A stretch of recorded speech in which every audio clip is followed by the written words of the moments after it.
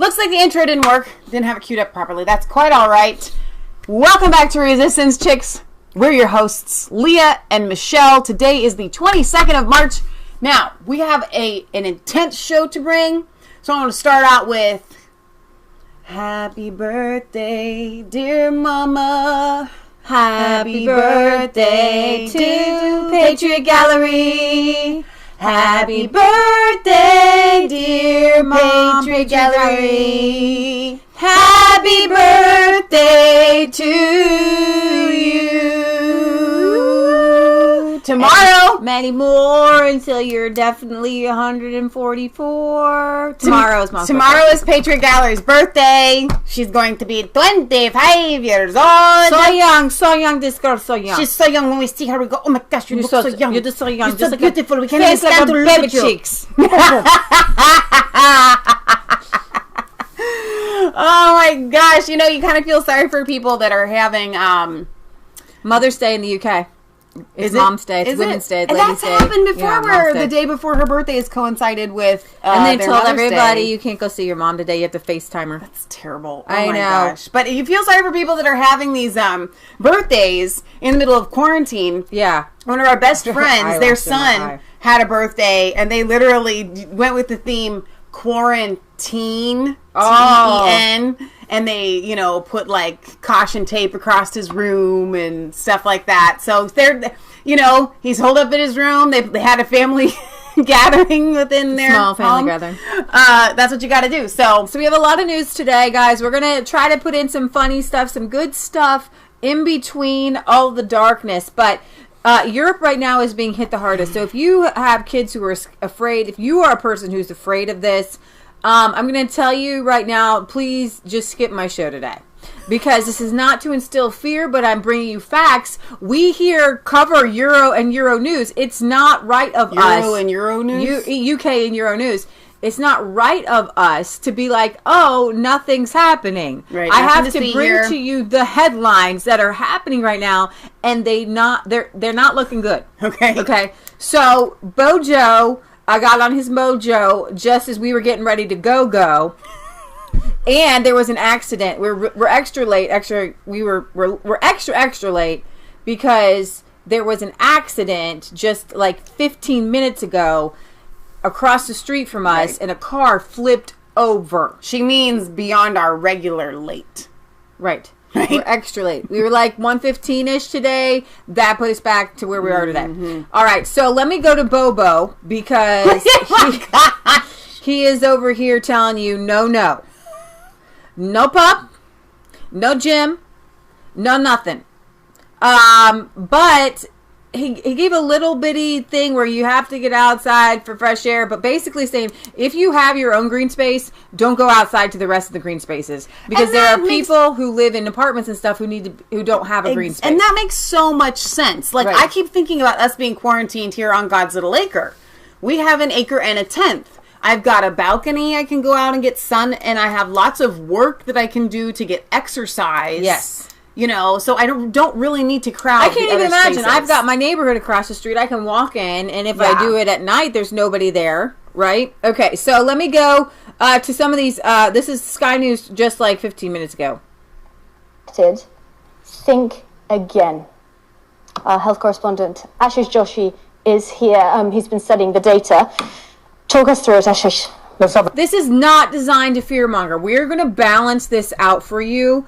Just stick with us. Look at this. The number of UK deaths is rising at a faster rate than both Italy and China at the same stage of their outbreak, both of which experienced unsustainable pressure. Let me explain something to you.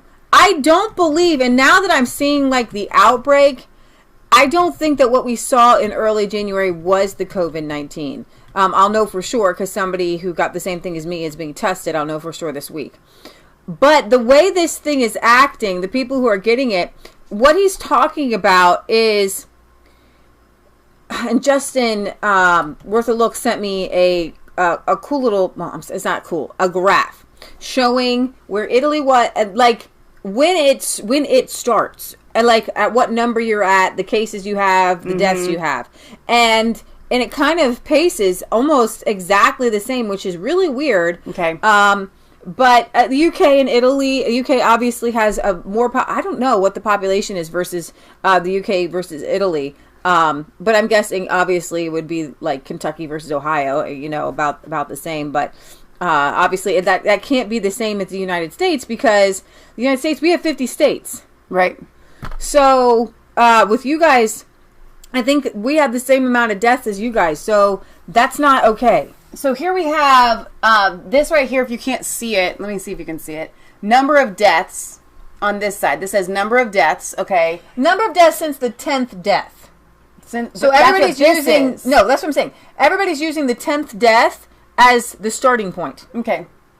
of the outbreak. Right. Okay? So... Italy has reached 5,000 deaths. Now, I don't think we can trust China's numbers. These are the yellow line there is China's numbers. Right. Here's the UK. Here we have France, South Korea, and Japan. So when you see, so-and-so's tracking, Spain had more deaths than the UK at this point. Right. The US is way lower. Okay? So I don't know. It looks like the US is actually flattening this curve that they're talking about. Unless it just takes a spike. So what it is this is 0 days. The 10th death is 0. And then 5 days after the 10th death, 10 days after the 10th death, 15 days after the 10th death, 20, 25, 30, 35, 40. So this is the But you have timeline. to take this China and toss it. Right. Because I know for a fact that at one, and we played this video for you, one crematorium, only 6% were recorded. So this, actually, China's deaths would go like this. Yeah. It would just skyrocket it's like that. ridiculous. It's like not even on the map. So Barry did give me some numbers here. The UK has 69 million people in population. I don't know what Italy's is. Health services. As we know, Italy's is some lower. regions I are wanna say recording like more 11 or deaths 12 than others. million. Well, As let's of just look it up. Saturday in London, 1 in every 100,000 people have died, or 10 per million. The West 60 Midlands million. has I thought it was smaller. 5.4 It's right there. per 1 So million, Italy followed and the UK are about the same. Right. Dead on. Okay. by the southeast, which has a ratio of 4.7. But within those regions, NHS capacity and the age of the population varies widely. Researchers at Oxford University have looked at both to identify the areas that could come under most pressure from COVID-19 based on recently published infection rates. These so-called hospital deserts include Paris, Northumberland, Rutland, Suffolk, and the Isle of Wight, where hospitals could easily become overwhelmed. The research suggests some regions can cope with a higher rate of infection than others. For example, London, the worst affected region so far, can cope with an infection rate of 4.7% of its population compared to Cornwall at only 1.5%. But London's age profile varies widely from borough to borough. Harrow, for example, has an older population and north So of... we're going to skip this because you kind of got those numbers. Now we're going to go to Bojo. few weeks, 12 weeks, as the number of cases. There he goes.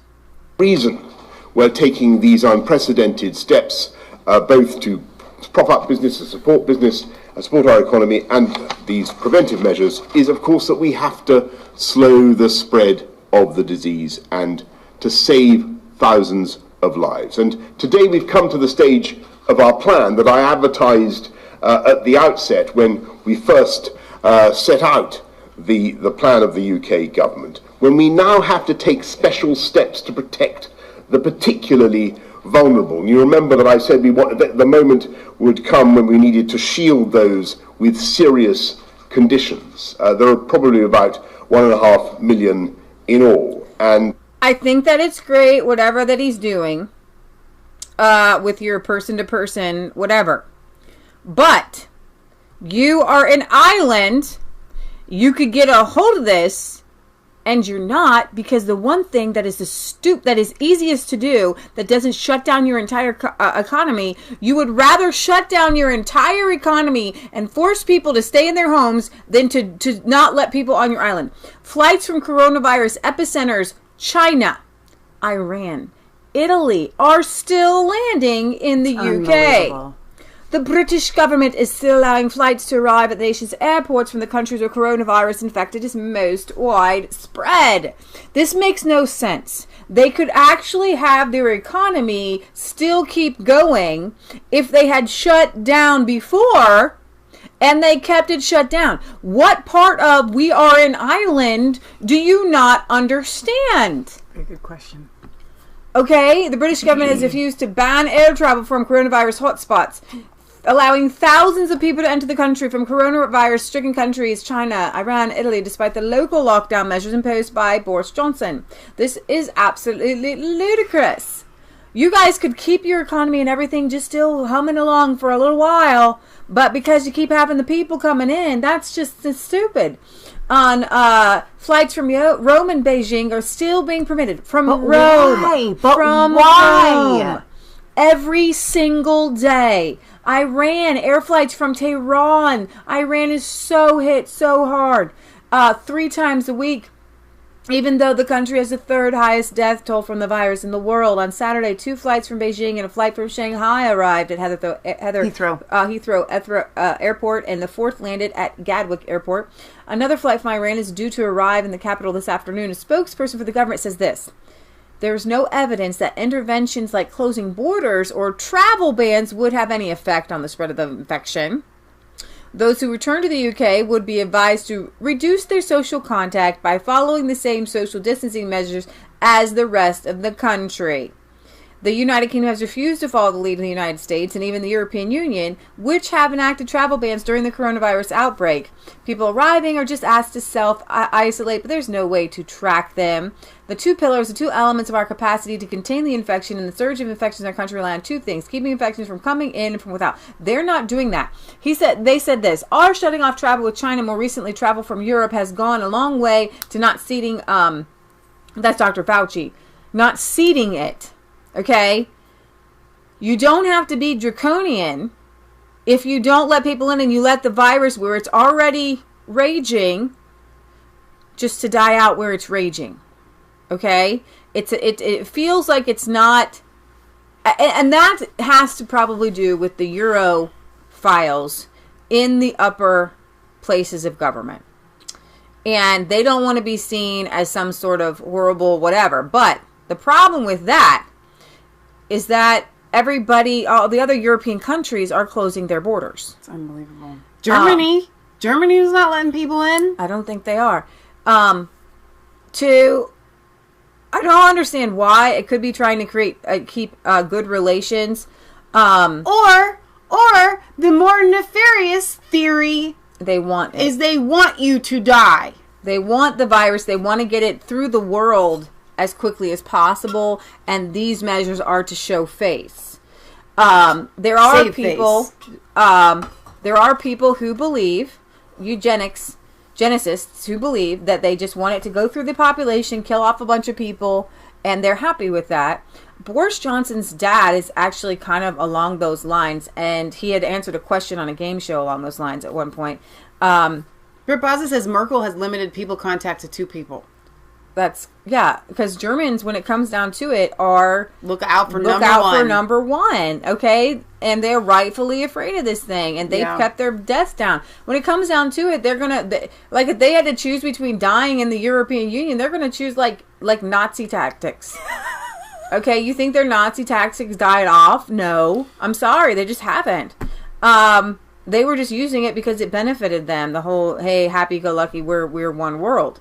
When it comes to killing, they're afraid. I think Merkel's afraid. Dude, she's already unhealthy.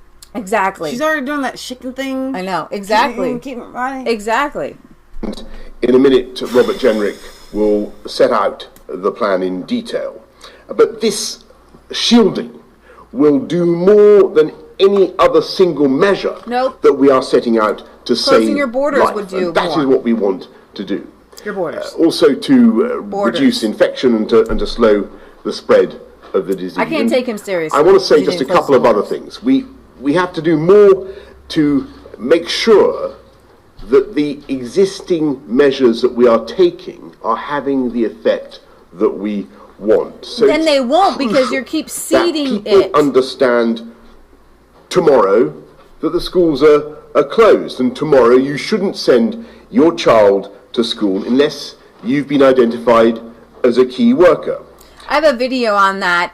You shouldn't send your child to school unless you've been identified as a key worker, which means they're allowing it to be a daycare. It's a daycare for medical staff and police and things like that. And more generally, in view of the way people have responded over the last few days to the measures that we have set out, I want to say a bit more about how we interact outdoors. And of course, I do, people to be able to go to the parks and open spaces and to enjoy themselves. It's crucial for health, for mental and physical well-being.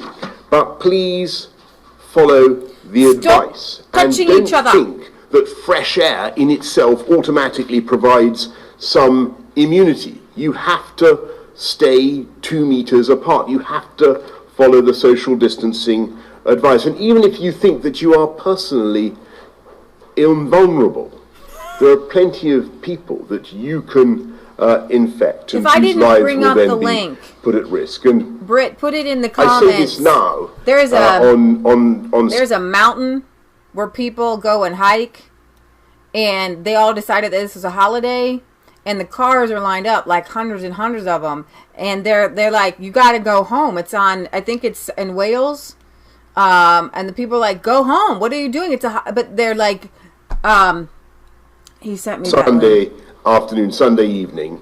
Take this advice seriously. Follow it, because it's absolutely crucial.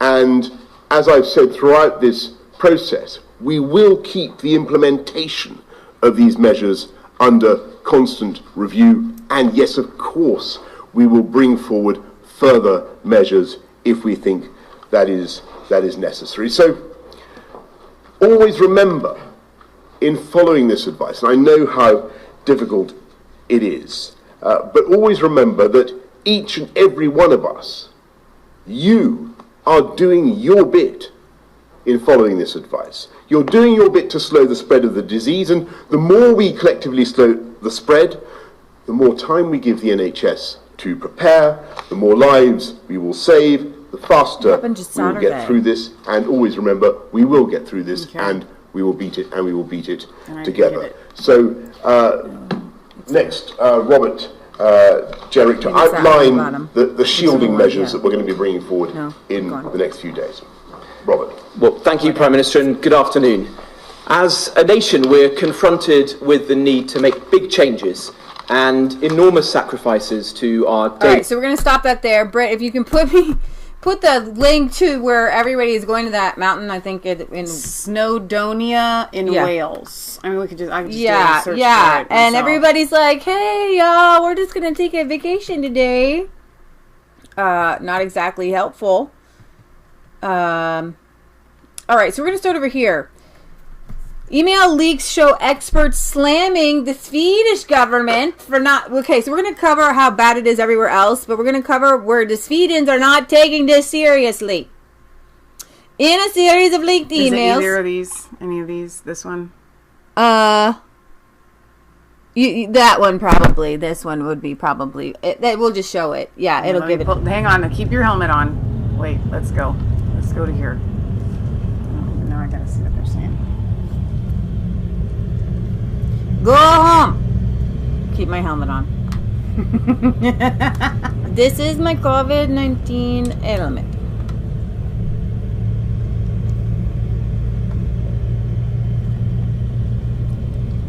I don't know if they're saying anything. They're not. So these are all parked cars who decided to go hiking this mountain. Just hundreds, thousands? I don't know. Hundreds. The double parking there? This is not a holiday, by the way. How is it? Is it really 3 cars wide you can get through here? Apparently. Small cars. This is unbelievable.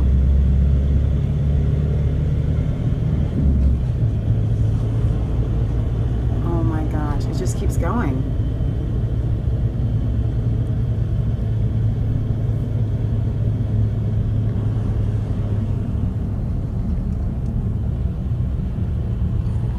And that's all like overflow. Like, there is some parking. Now, So- I find it interesting, though, that this person went. You know, they're there trying to... Let me pause it. You can, you get the idea. They are not social distancing. Okay. It's all a right. holiday. We're going to Sweden. Okay, the Swedish experts slammed the public health authority and the state epidemiologist Anders Tengel for the government's initial approach to the coronavirus pandemic. While the government has previously been criticized by some for underestimating the Chinese virus, the leaked emails show experts like chief physician and professor of Umeå University saying, "I am deeply concerned about the development. I would rather Stockholm was quarantined. We are almost the only country in the world that does not take everything we can to quell the infection. This is really serious."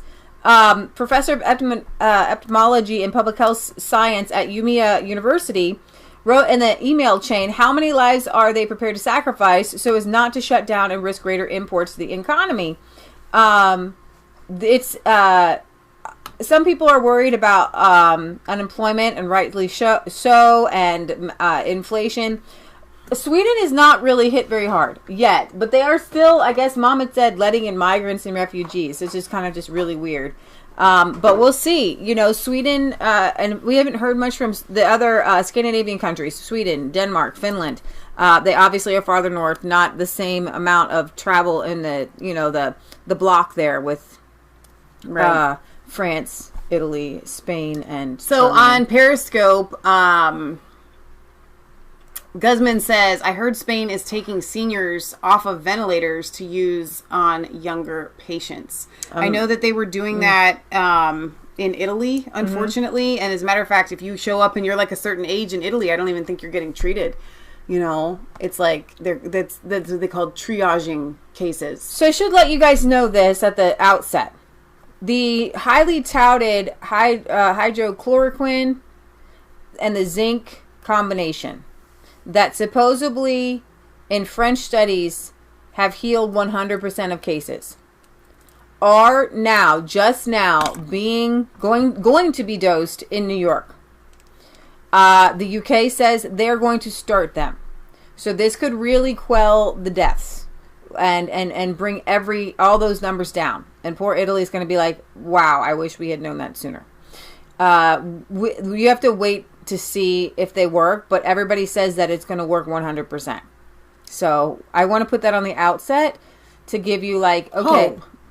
This doesn't have to go on forever. So the message from the Prime Minister was, don't go see your mom today. But also in Austria, they found an epicenter in a region of Tyrol, and have called anyone who visited a bar in the Zillner Valley earlier this month to watch for symptoms. The so-called Abri ski bars have emerged as a hub of infections. Officials said Sunday that Tyrol, I don't know how you say it, Tyrol, has recorded 839 confirmed cases of coronavirus. 32 were from the Ziller Valley. Authorities said tracing possible contacts people had in bars is proving particularly difficult and urged anyone to visit the bars from March 8th. I always have weird sneezes when I come down here. March 8th through 15th to call a medical hotline if they feel symptoms. So I wanted to just give you guys, everybody says that South Korea, look, they've kind of beat the curve. Everybody's doing good. Why can't we be like South Korea? South Korea tested over 100,000 people right at the get-go, tried to get a hold of how many people were infected. And then, if you were infected, they took down your cell phone tracking information and your credit card information. And they made known to the entire public all the places that you had been, so people could stay away from those places. If we had tracking maps to where COVID-19 people were from the very outset, then you could probably shut it down. Mm-hmm. The problem is that I don't think people want that kind of. That's an amazing kind of technology, honestly. Let's see, Dennis Demenis had said that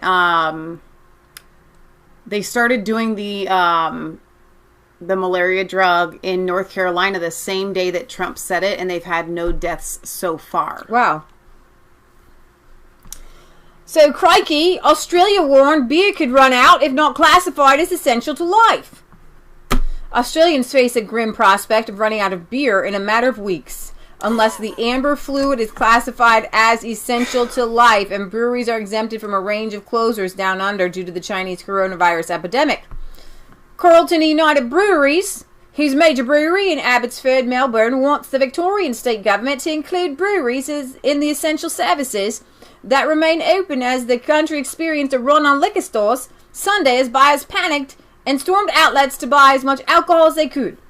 Carlton United Breweries, Australia's largest brewer, is greatly concerned about no beer being available in Australia for at least 3 months if beer is not given exempt status, and what that would mean for tens of thousands of jobs. The company claims Australians need normalcy in their lives and believe that includes assessing unlimited beer supplies, something many Aussies took to social media to affirm. You can't turn major breweries off and then quickly turn them on back in. After reopening, there could be 3 months of no beer for pubs and bottle shops. And a press conference. And that's because the way beer is made, distilleries and things like that, you have to start with the yeast and it has to ferment and all these different things. So you turn it off, it may not turn back on again. So some really good things for some bootleggers who want to, get in on the action. Off-license in parts of those premises, pubs and hotels or bottle shops. That particularly applies in places like Tasmania and Queensland. I understand they will be excluded from these arrangements. They work like any other retail premises. They are not a place of people gathering, and so it looks like they might get beer, wine, and spirits were just the latest entrance to the list of items being stockpiled. You guys saw some of those pictures coming out of the bathroom tolls in Australia. So in Britain, a vacuum cleaner firm has designed an instant fix medical ventilator. Here's a coronavirus story to gladden the heart. Boffins at a UK-based vacuum cleaner firm had put together a working prototype for a cheap, easy-to-make ventilator to fill the mass shortage in British hospitals. Worcestershire-based Getech was responding to the government's challenge to businesses to see if anyone could come up in short space with a suitable design. And they have. At first, I thought it was a hoax, being asked if I could assist in making up to 30,000 medical ventilators, the owner of Getech. When I realized this was a genuine need, I felt compelled to comply. Nick spent Sunday learning how ventilators worked, and on Monday tasked Getech's engineering and model making team to tackle the challenge. He also bought a ventilator off eBay and arranged for it to be collected first thing Monday morning. There were quite a lot of problems. Oxygen is a very reactive gas, which rules out many motors and electrical devices. Normal air-operated cylinders can run only on air, not pure oxygen, so they could not be used. The breakthrough was to repurpose an everyday syringe into an oxygen-powered ram. A valve directs oxygen into the syringe, which squeezes a self-inflating air container, delivering 400 ml of air directly into the patient's lungs. A second syringe acts as a timer, and once the breathe has been delivered, resets the ram ready for the next cycle. In order to save and conserve oxygen, the waste gas is fed into a reservoir to enrich the patient's air supply. The ventilator is driven and controlled entirely from the hospital oxygen supply without the need for electricity. What? The number of cycles per minute, volume of air delivered, and the pressure of air can all be controlled according to the patient's needs. We designed the ventilator entirely from parts that can readily be made from stock materials or bought off the shelf. This means that if government approves and wants Getech ventilators, they can be made by almost any engineering and manufacturing company. Getech could produce about 100 a day within a week or two, providing we could find steel fabrication and CNC machining companies to help us make some of the parts. Wow. So I just thought that was a good news. That's awesome. Tech story. These guys coming to the rescue. I love it. Pretty cool there. This was This seems like an excellent time for all of those college teams that do those robots and stuff to come up with these things. Exactly. Macron's France sees trucks, lorries carrying 130,000 masks to British hospitals. No, they stole them though. Like, this is thievery. It was an act of war. Pirating. It was an act of war. Pirating French Macron the authorities pirate. were like, we forget the EU, you left, we're every man for himself. They impounded 2 lorries, trucks carrying 130,000 masks to health workers in Britain's embattled hospitals, following President Emmanuel Macron's pledge to requisition all stocks in his territory. The move followed hot on the heels of the French border guard seizing another heavy goods vehicle carrying hand sanitizer to Britain the day before. The incidents triggered a diplomatic spat between the two countries as Britain's National Health Service struggles against the Chinese coronavirus pandemic. On Tuesday night, French authorities stopped the hand sanitizer and confiscated it all. On Wednesday night, it was lorries full of the FFP3 face masks to protect staff. Another source in Whitetail tried to play it down, claiming these things were dealt with relatively quickly. There is a clear understanding between the countries that only a united approach will tackle the public health emergency all countries face. However, not everyone is taking that. Sir Ian Duncan Smith, the Eurosceptic former Tory leader and cabinet minister, remained distinctly unimpressed, saying of the incident, "This shows you all you need to know about European cooperation." You steal them face masks. Somebody had to confiscate them, knowing that they're going to Britain, and say, no, It's we're thievery. keeping them in France. Thievery. It's pirating. You're a pirate. All it takes is a virus for everybody to go back to Napoleon Bonaparte, and here we go again. It's unbelievable. 7-year war. Oh my God. All right, Farage. Coronavirus exposes Western supply chains dependence on China. I had made a post on this on my Facebook page, and Britt Baza said, Leah, it's not just you, it's everywhere. So, to give you an example, the epicenter in the U.S. is New York, and one hospital is New York Presbyterian. They were going through 3,000 to 4,000 masks a day. At peak, they think they'll need 40,000 masks a day. And the South New York area, they think will need 1.4 million masks a week. That's huge because we in America only have a strategic reserve of 75 million masks. You think that's a lot, but it's not a lot when you're going through so many masks. So I'm waiting for the call for somebody to say, hey, can you guys start making these? And a bunch of us will start making them on our sewing machines. I don't know how they sanitize them. That will be their thing to do, to sanitize them, because people, when you're working on their sewing machines at home, you just never know. You don't want to put them on your face. But anyways, there was a lady at the accident scene with gloves on and a face mask. I think the thing that gloves do is once you have the gloves on, you remember not to touch your face. Mm-hmm. But they don't actually save you from anything. No. Okay? Right. Unless you're working on a patient, like, you know what I mean? You need the gloves, and I have a sad story for that, but we're going to save the sad stories. We're going to work it up to them. Anyways, this is the practical side of this that we have been telling you guys about since January. With China shutting down production for 4 entire weeks, when we realize that all of these medical supplies, whether it's the ventilator parts or the masks, the special masks that the N95 masks, gloves, rubber gloves, and all these little tiny pieces of equipment and everything is coming from China. That's why we have hospitals, and you have hospitals who don't have enough gowns, who don't have enough of the PPEs, the personal protective gowns. They don't have enough because, And I make a lot of posts like this on my Facebook, and I cover it with you guys so much. I'm not going to go over that again because I want to hit the news stories. But when you outsource to slave labor, Right. it will come back to bite you in the booty.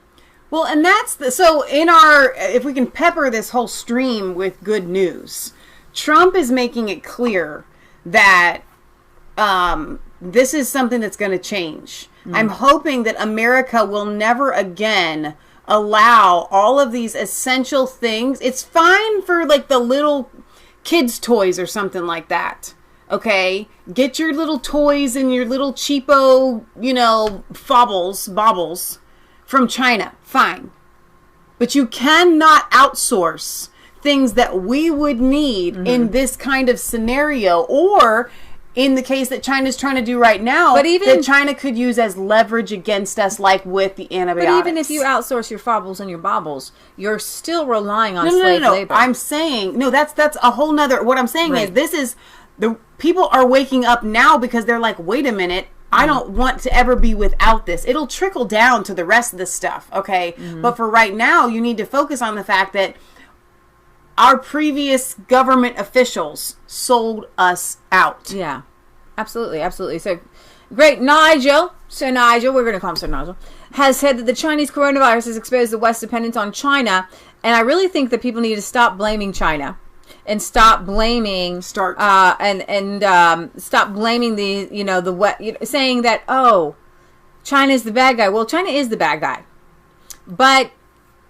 there are slave owners. And then there's slave ship guys. Right. You need to start blaming that. So the corporations, the Western corporations who rely on this Chinese labor, they're just as evil. They're just as bad. And they need to be punished by God Almighty.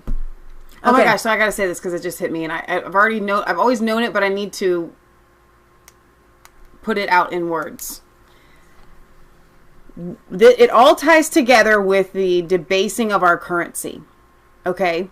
It used to be that with gold and silver, you had enough money to buy the things that you needed. But to keep up the illusion that our money is able to buy the same things that it could buy back then, they had to go to China. It's not that we just went to China because we wanted cheaper goods. It's because in order to keep us in a state of delusion that our money still buys us the same things that it bought before, and they haven't been watering down the lemonade so that now there's no lemon in the lemonade. They have deceived us by saying, look, you can still get the same goods. This is the same product. It equals the same thing, but it's not the same product. It's a cheaper product, and it's done by slave labor. And the whole reason why we had to go to China, the only reason why we've had to go to China, is because of the debasing of the dollar since 1913. If that had never happened, we would never have sought out China. It's all to keep Americans lulled in this false sense of the dollar still buys you what it did before, and it doesn't. To see China now exploiting a crisis that they have caused to spread their influence further and deeper into Europe should send a chill down our spines. Criticizing those who benefit from ties with China, Brexiteer added, I have pointed out before that many members of our big business class, of the civil service, and indeed of our political class are increasingly in the pay of China. Did you know that Harvard's chemistry head was in the pay of China? Wow. Harvard's chemistry. No, I think I didn't know that, but I had heard that there was a Harvard link to China. Yeah. They ought to take their noses out of the trough and have a think. Their financial well-being is not above the good of our nation. Former International Trade Secretary Liam Fox has made similar observations on how the pandemic has exposed the fragility of globalization and the global market, with the British economy less resilient than it would be if it manufactured more goods in country.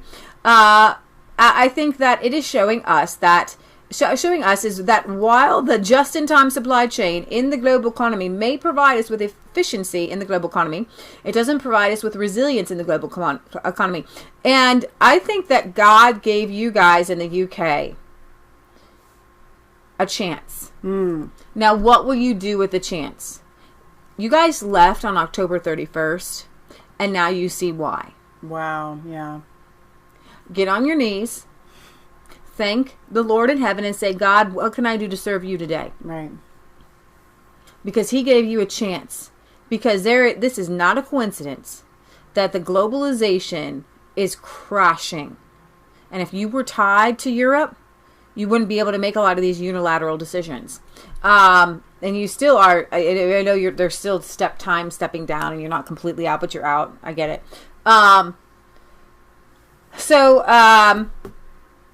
The Conservative MP added that the outbreak should prompt the UK to look at making more ourselves and import substitution, as well as to reevaluate the trend to run down stocks and run down warehousing in order to increase resilience. We should we face something like this in the future, and you shouldn't do it because you're afraid of a pandemic. Right. You need to allow small businesses to flourish. You need to have an economy where each person has a trade or something, or you have those ventilator guys, G-Tech, it kind of looked like they were a small company, right? You want to have small companies. That's where it's at. That's where Exactly. That's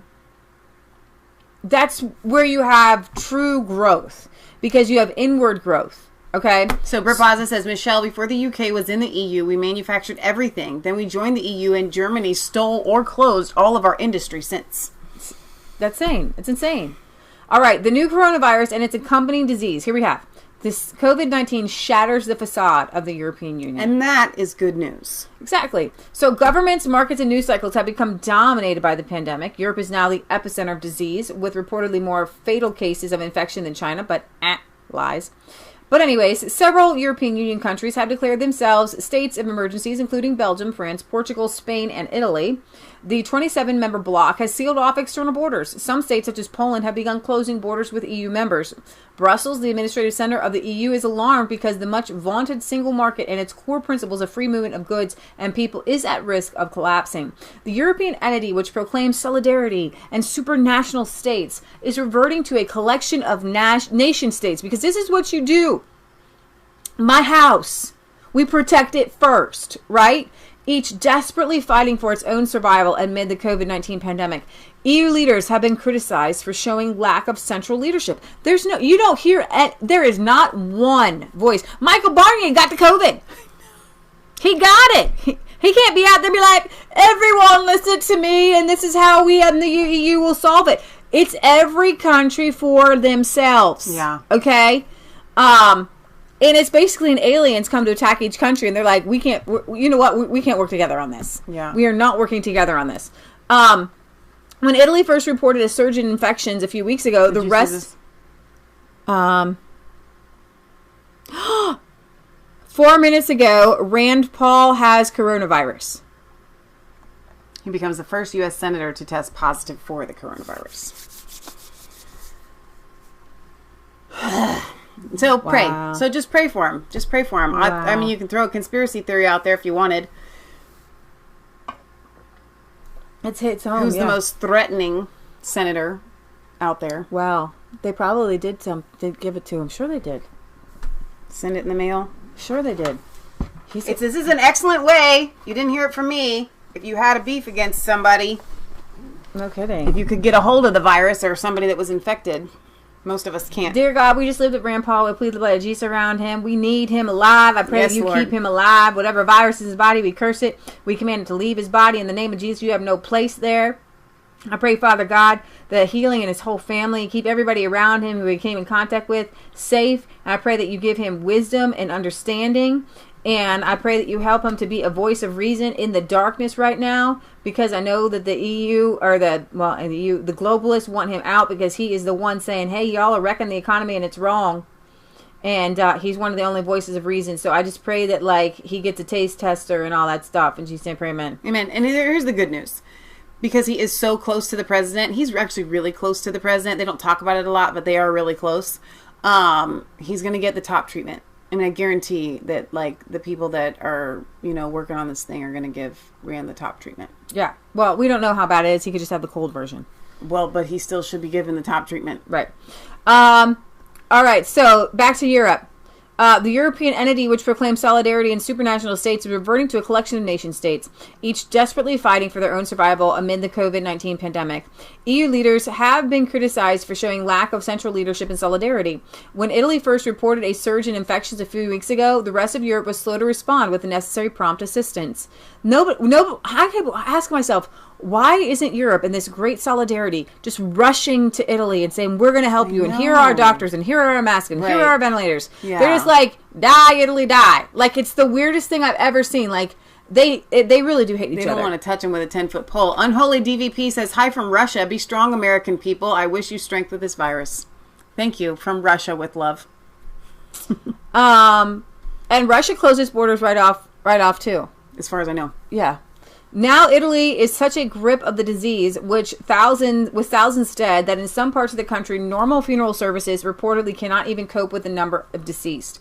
In blistering remarks this week, Serbian President Alexander Vucic lamented that there was no European solidarity. Serbia is a prospective member of the EU along with several other Balkan states, but Vucic said that his country has received little in the way of aid from the EU in face of the coronavirus threat. Indeed, by contrast, the Serb leader extolled the generosity of China, which has sent large shipments of equipment to combat the disease. Of course they are. I've got a video in my timeline where you've got this Chinese CPP lady, and you can bring that up. You'll see her, and my title is... Your timeline on Facebook?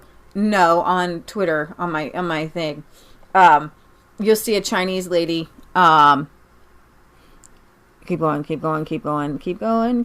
She said, that one. Play this. Okay, she looks like a stinking robot, first of all. And here you have her saying, China will save you. China will save you. This is such crazy brainwashing. Like, oh my gosh. What did I say about this? You said... Okay, well, we just entered a new era of the Twilight Zone. This is every evil dictatorship in every movie. Don't worry, China is coming.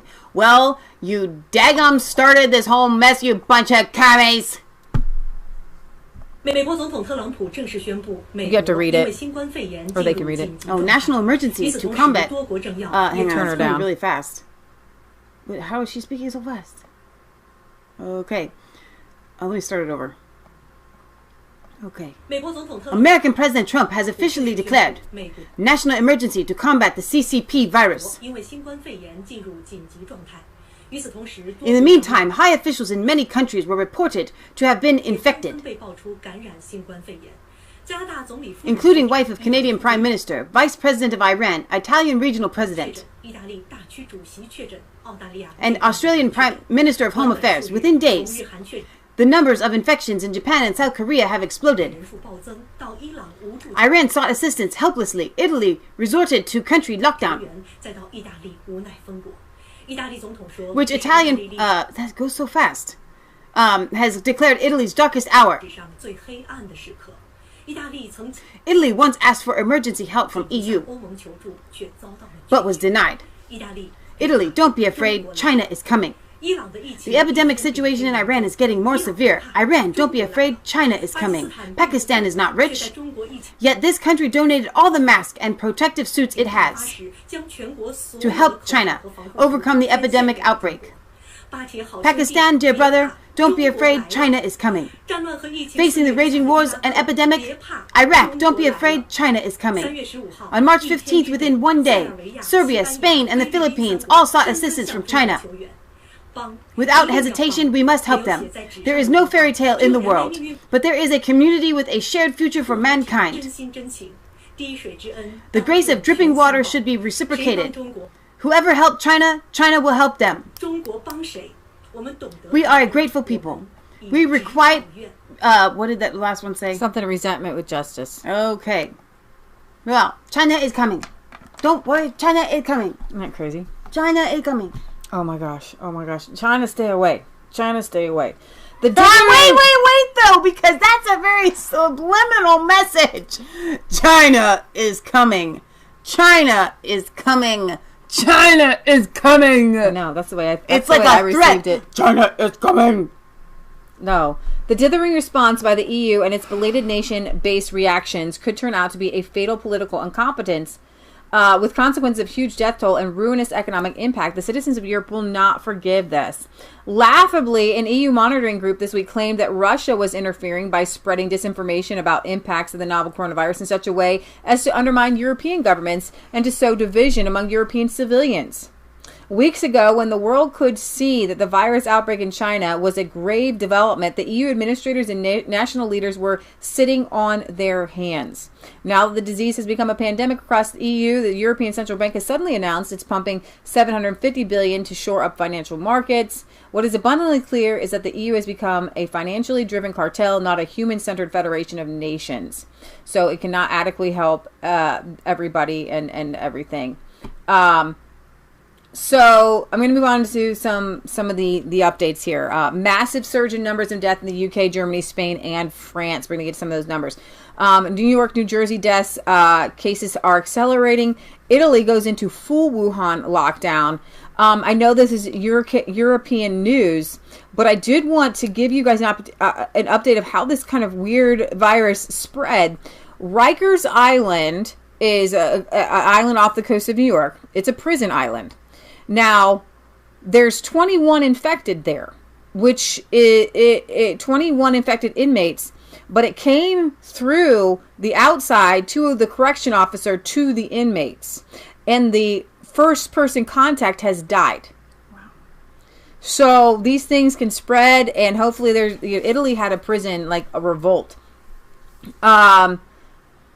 Governor Cuomo says months, not weeks, to control the virus. Ukraine declares total quarantine. Belgium sees 25% jump in cases. Saudi Arabia reports 10% spike.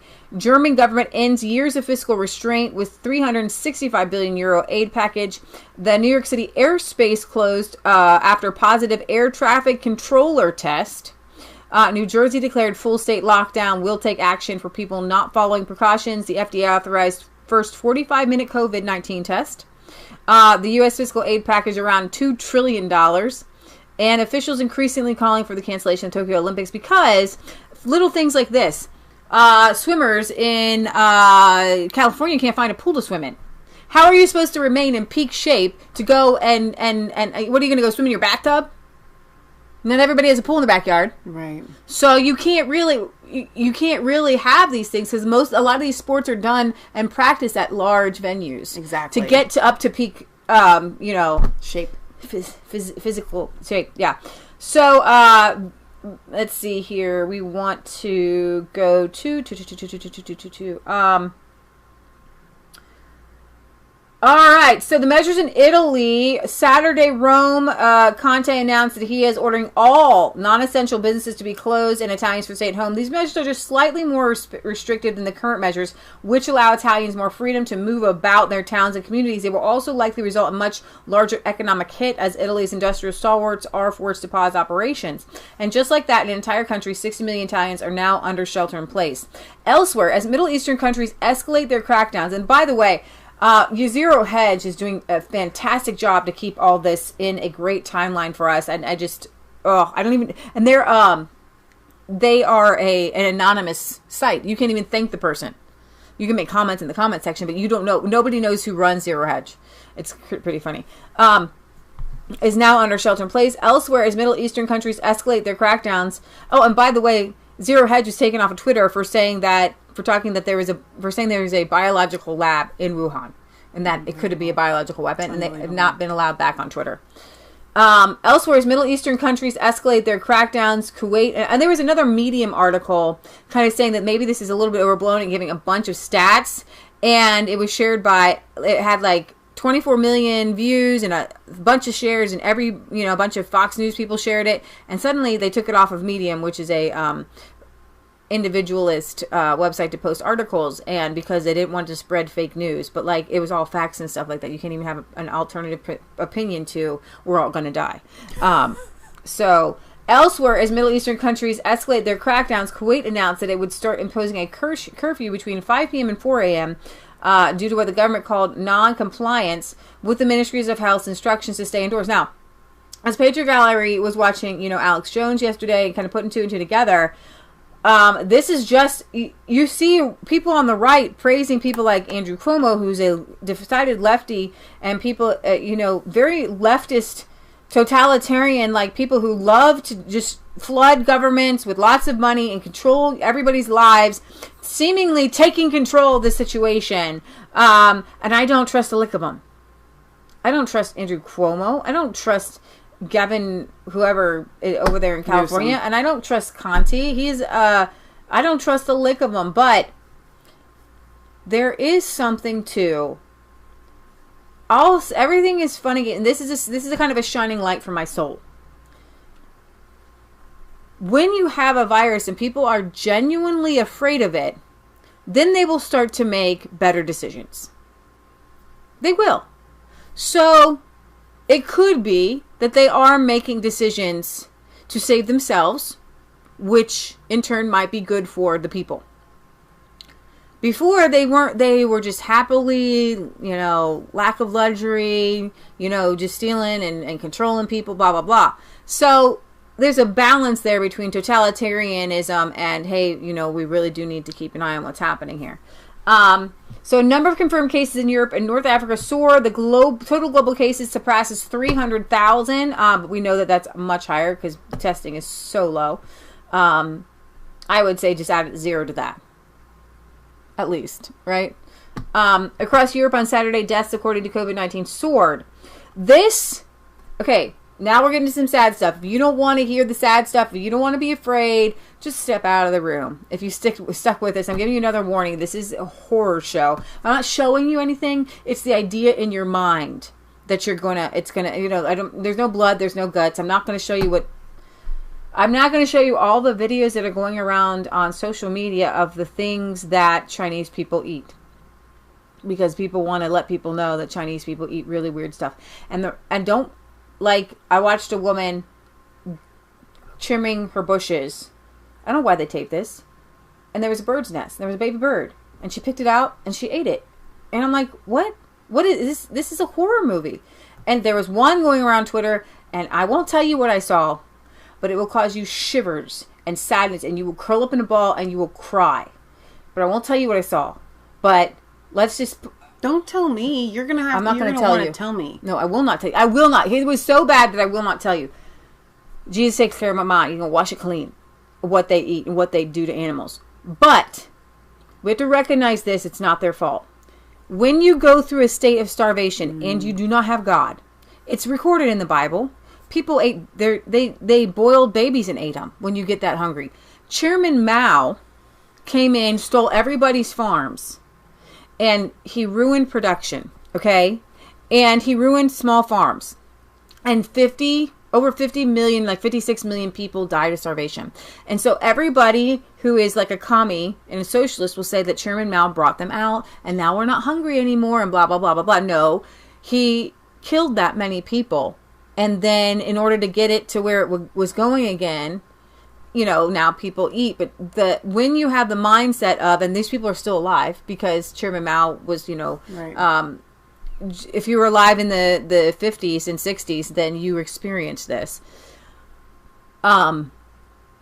So they experience starvation, and so their minds are gone when it comes to food. They'll eat anything. You'll eat anything before you starve to death. You will, right? You will. And so they eat, without God. Without God. And so the things that they eat is because of that starvation mindset. I just wanted you to pray for them and not think that it's just Chinese people. It's because they weren't allowed to have their religion, which was like Buddhism and stuff like that. And they weren't allowed to be philosophers anymore because they killed off all the smart people. And so they were left with nothing. And without God, you do crazy stuff. So if you see some of the videos of the bug lady putting bugs in this little thing and it somehow cooks them real fast and then she eats them, that's not her fault. But we do know that the bat soup thing was Chinese propaganda to get people's magician trick off of... Magician trick. Look this over was here. A biological weapon. Exactly. All right, so Italy. Almost 800 deaths on Friday. Spain reporting another 300 cases, bringing their totals to 4,825 and 1,326. I haven't gotten totals for today, or for yesterday, Saturday. This is as of Friday. The UK also reported another string of deaths as millions await lockdown order. So this is Italy, and these are the coffins, I guess, if you're a coffin maker, then and what's very interesting is I don't know, I thought that they were burning all the bodies, but you get a coffin first. I don't understand how that works. So they take the coffins through the crematoriums, but I'm pretty sure that I know that they are cremating a lot of bodies, if not all of them. At the moment, we receive an average of 25 coffins a day. We can manage over 12. So they put the bodies in the coffins, and then the coffin and the body are burned. Obviously, the situation creates an abnormal amount.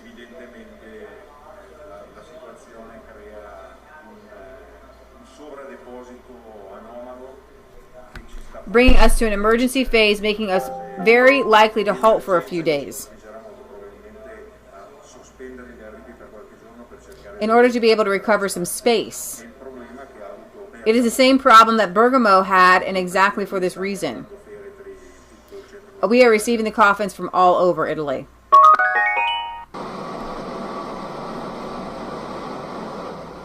In order to answer constant requests for help coming from Bergamo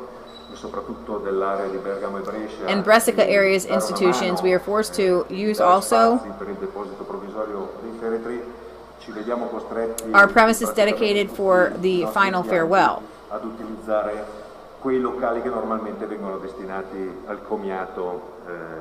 As you can see, this farewell room has become a provisional space. And this is just one place. I mean, when you have deaths, right? What was yesterday's? It was like 800, wasn't it?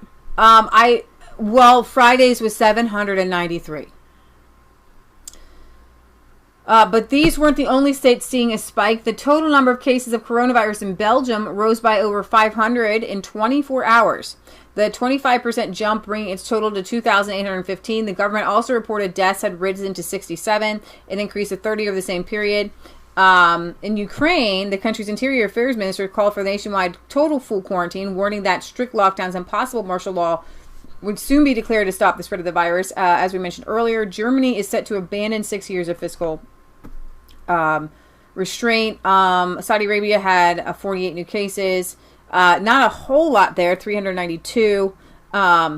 So let's see. I think I'm going to move on from some of these. I think France also had reported the biggest daily jump in COVID cases, soaring by almost 2,000 to 14,000.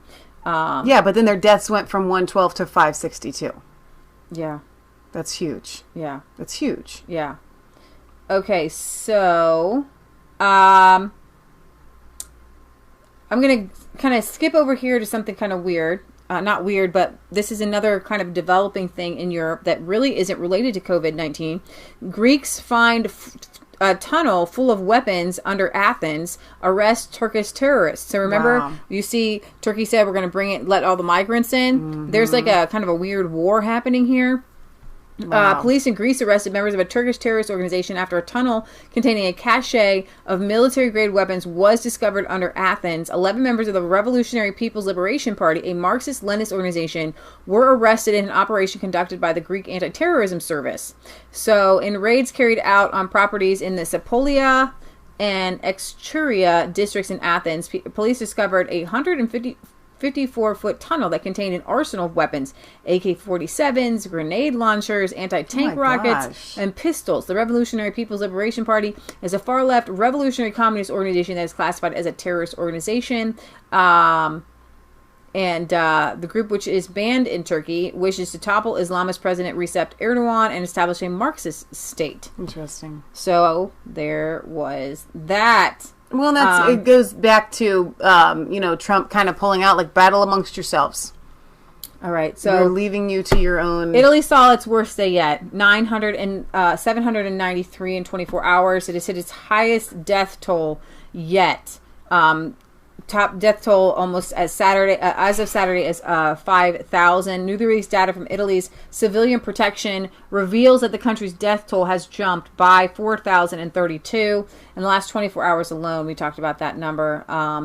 So they're actually asking for the military to come in and help. In Spain, 1,350 dead, 25,000 infected. The coronavirus has claimed the lives of over 1,300 people in Spain.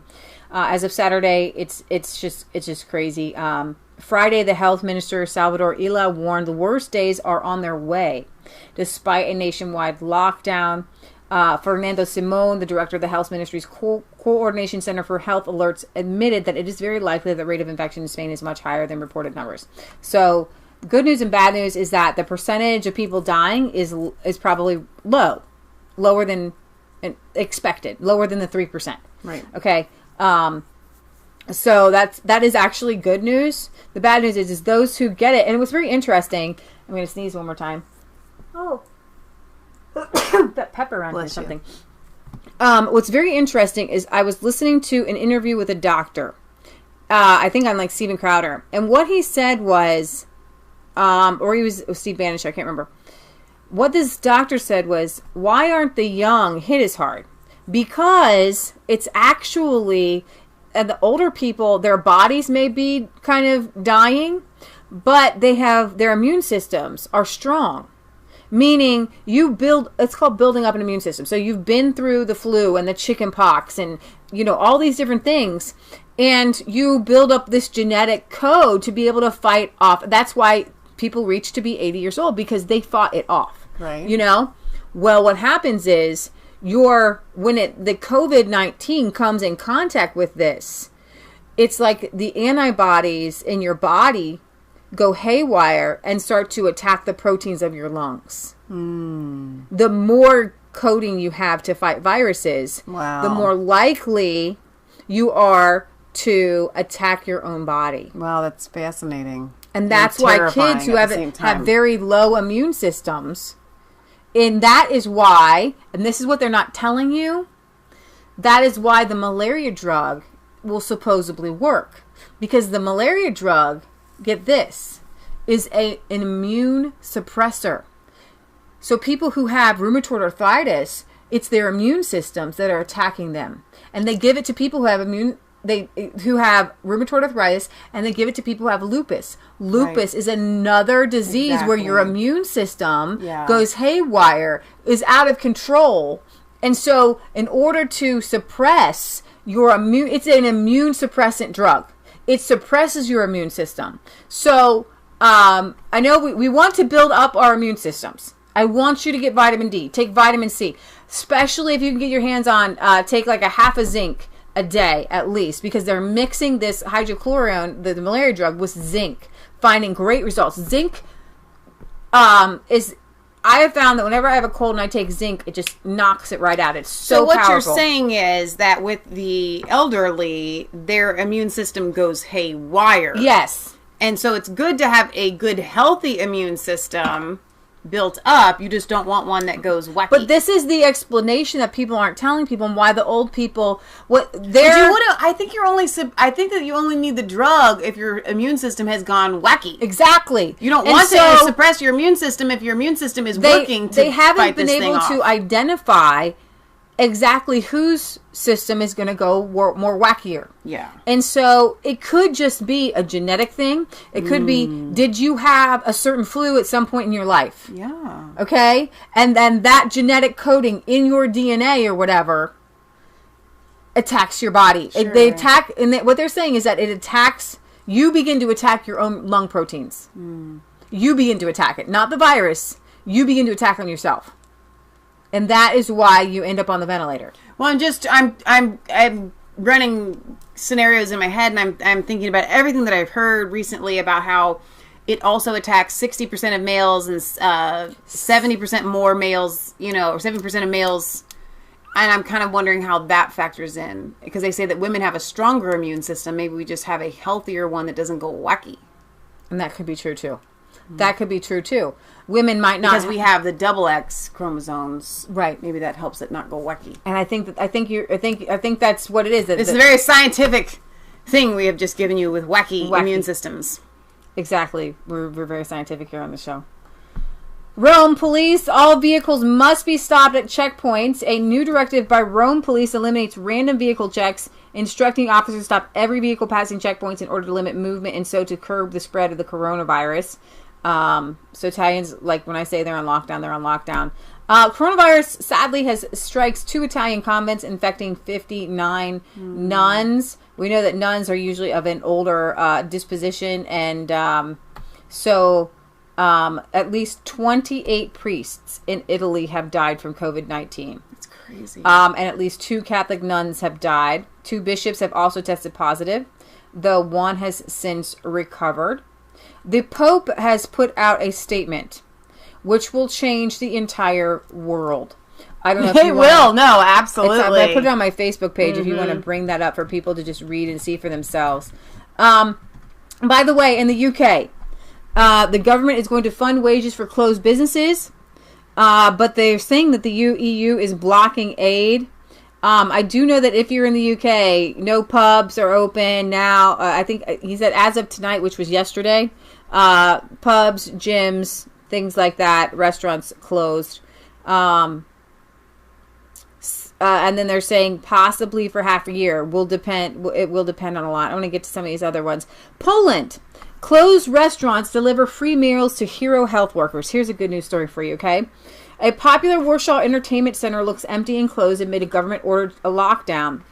But inside, cook Ben Bozina is busy. One hot pizza after another is lifted out of the oven, boxed and whisked to a nearby hospital for a hungry staff of doctors who are working harder than ever under the pressure of the spreading virus. Pizza boxes are inscribed with upbeat messages, including, "You are our heroes." That's awesome. The Al Zebra Center in northern Warsaw has joined a growing nationwide network of restaurants and eateries showing their appreciation for their doctors, nurses, and other medical professionals by bringing them free meals. Last week, the government imposed a national quarantine that closed schools, universities, restaurants, and cultural centers, asking everyone to stay home if possible. But the order does not apply to healthcare workers who face a time of incessant, intensified effort. Of a nation of 38 million, Poland has 378 confirmed cases.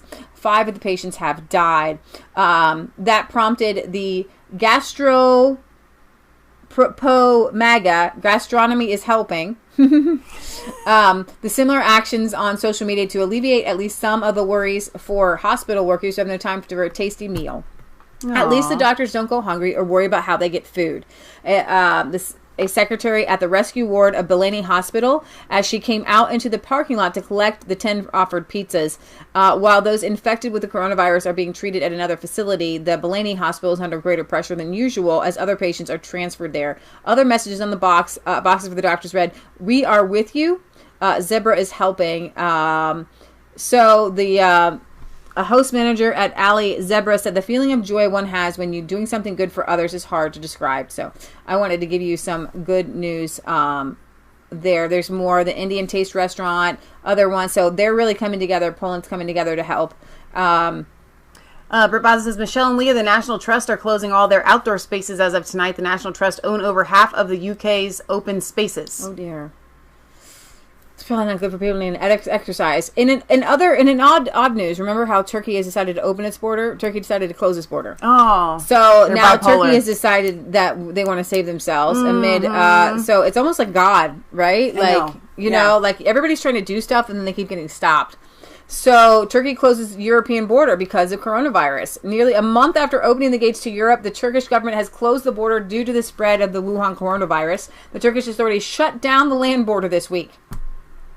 The migrants, allegedly aided by Turkish forces firing tear gas towards Greece, were repelled in the early morning hours of Thursday. The Turkish government's decision to close the border came at midnight on Wednesday and comes after German Chancellor Angela Merkel pledged millions of euros to Turkey to pay for migrants fleeing the conflict. So they were bought off. They wanted the money. They got the money. It's actually 28 priests now. This was a story I wanted to bring to you and give you my kind of take on this. Italian doctor dies after working without gloves due to shortage. A 57-year-old Italian doctor working without gloves due to a shortage at his hospital has died. They've run out, said the doctor, of the glove shortage in one of his latest interviews with the media before he succumbed to the Chinese virus. It's a war, said 58-year-old Dr. Marcello Natali of Italy's coronavirus crisis before he died. The report added that the doctor, who was working in a hospital in Cadogno, Italy, had tested positive, was hospitalized in Cremona before being transferred to Milan after developing double pneumonia. This was the northern region of Lombardy where people are just not surviving. I don't know if I played that video for you guys. I think I did on Friday. Before he died, the doctor had also mentioned that 14 out of 35 doctors were in quarantine or hospitalized as of February 28th. We weren't prepared for the coronavirus as doctors of the here's the thing. As doctors of the post-antibiotic era, we grew up thinking that a pill against everything was enough. They said that a mask should last half a day. Here it lasts a week. We work over the phone when possible to avoid the spread. Euronews said 110 doctors out of 600 are sick in just the province of Bergamo alone. He said this. we grew up thinking that a pill against everything was enough in the post-antibiotic era.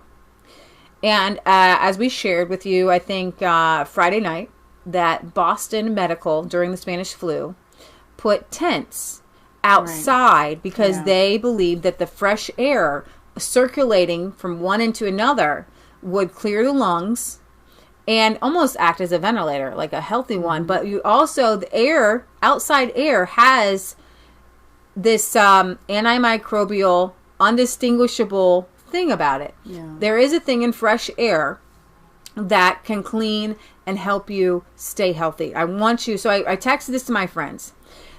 Sun is a bleach. Sun is an antimicrobial. They're telling you that if you go somewhere and you're in the midst of it, to hang your clothes outside if you can't wash them all right away, because that will kill the virus. Sun kills the virus. It's absolutely amazing. So I want you guys, if you're in a sunny area, to spend time outside. It doesn't even have to, you don't have to be doing anything. If you're going to be sitting somewhere, take a chair, sit outside if you can. Sit in the sun, okay? I'm telling you guys, it will help you beyond what you could ever imagine. When I was sick back in January, I didn't stay inside. I worked outside. I put all kinds of antiviral and antimicrobial oils inside of me. And finally it went away. And I want you guys to know that you can be healed of this thing. Very interestingly enough, some people are using the anti-malaria drug in combination with an antibiotic. And you took the antibiotic. We had one, yeah. So here we go. Spike in funerals hints virus deaths many times higher than reported in Italy. The priest gave a final benediction. There were no flowers, no embraces. Francesca Stefani and her mother hurried away from Bergamo's main cemetery, their furtive farewell lasting no more than 5 minutes. Bergamo is the epicenter of the hardest hit province of Italy's hardest hit region, Lombardy, the site of hundreds of coronavirus deaths. Families here are deprived of a bedside farewell with virus-stricken loved ones, or even a traditional funeral, and the cemetery is so overwhelmed by the number of dead that military trucks transported 65 bodies to a neighboring region for cremation this week. I don't know if I showed you guys that video. The thing about Breitbart is that they do not show good videos, and it kind of makes me mad. Here is a happy news story. This is a hospital in... it's in America, but I wanted to bring it to you just because it was such a happy news story. I don't know when this video was taken. I don't know if it's around COVID-19, but it's going around about these hospital members praying every day here. Let the hands be of healing and comfort and careful. Lord, we ask that you give them wisdom, favor. We ask you to encourage them to be the leaders you've called them to be. Let them be confident knowing that you are guiding their every step. Lord, give them patience, strength, most of all love, as they walk in their new path. Help them to seek you in the difficult times as well as the unlikely times. Lord, we ask that you send them on their new journeys with open arms, knowing that they have made the right decisions.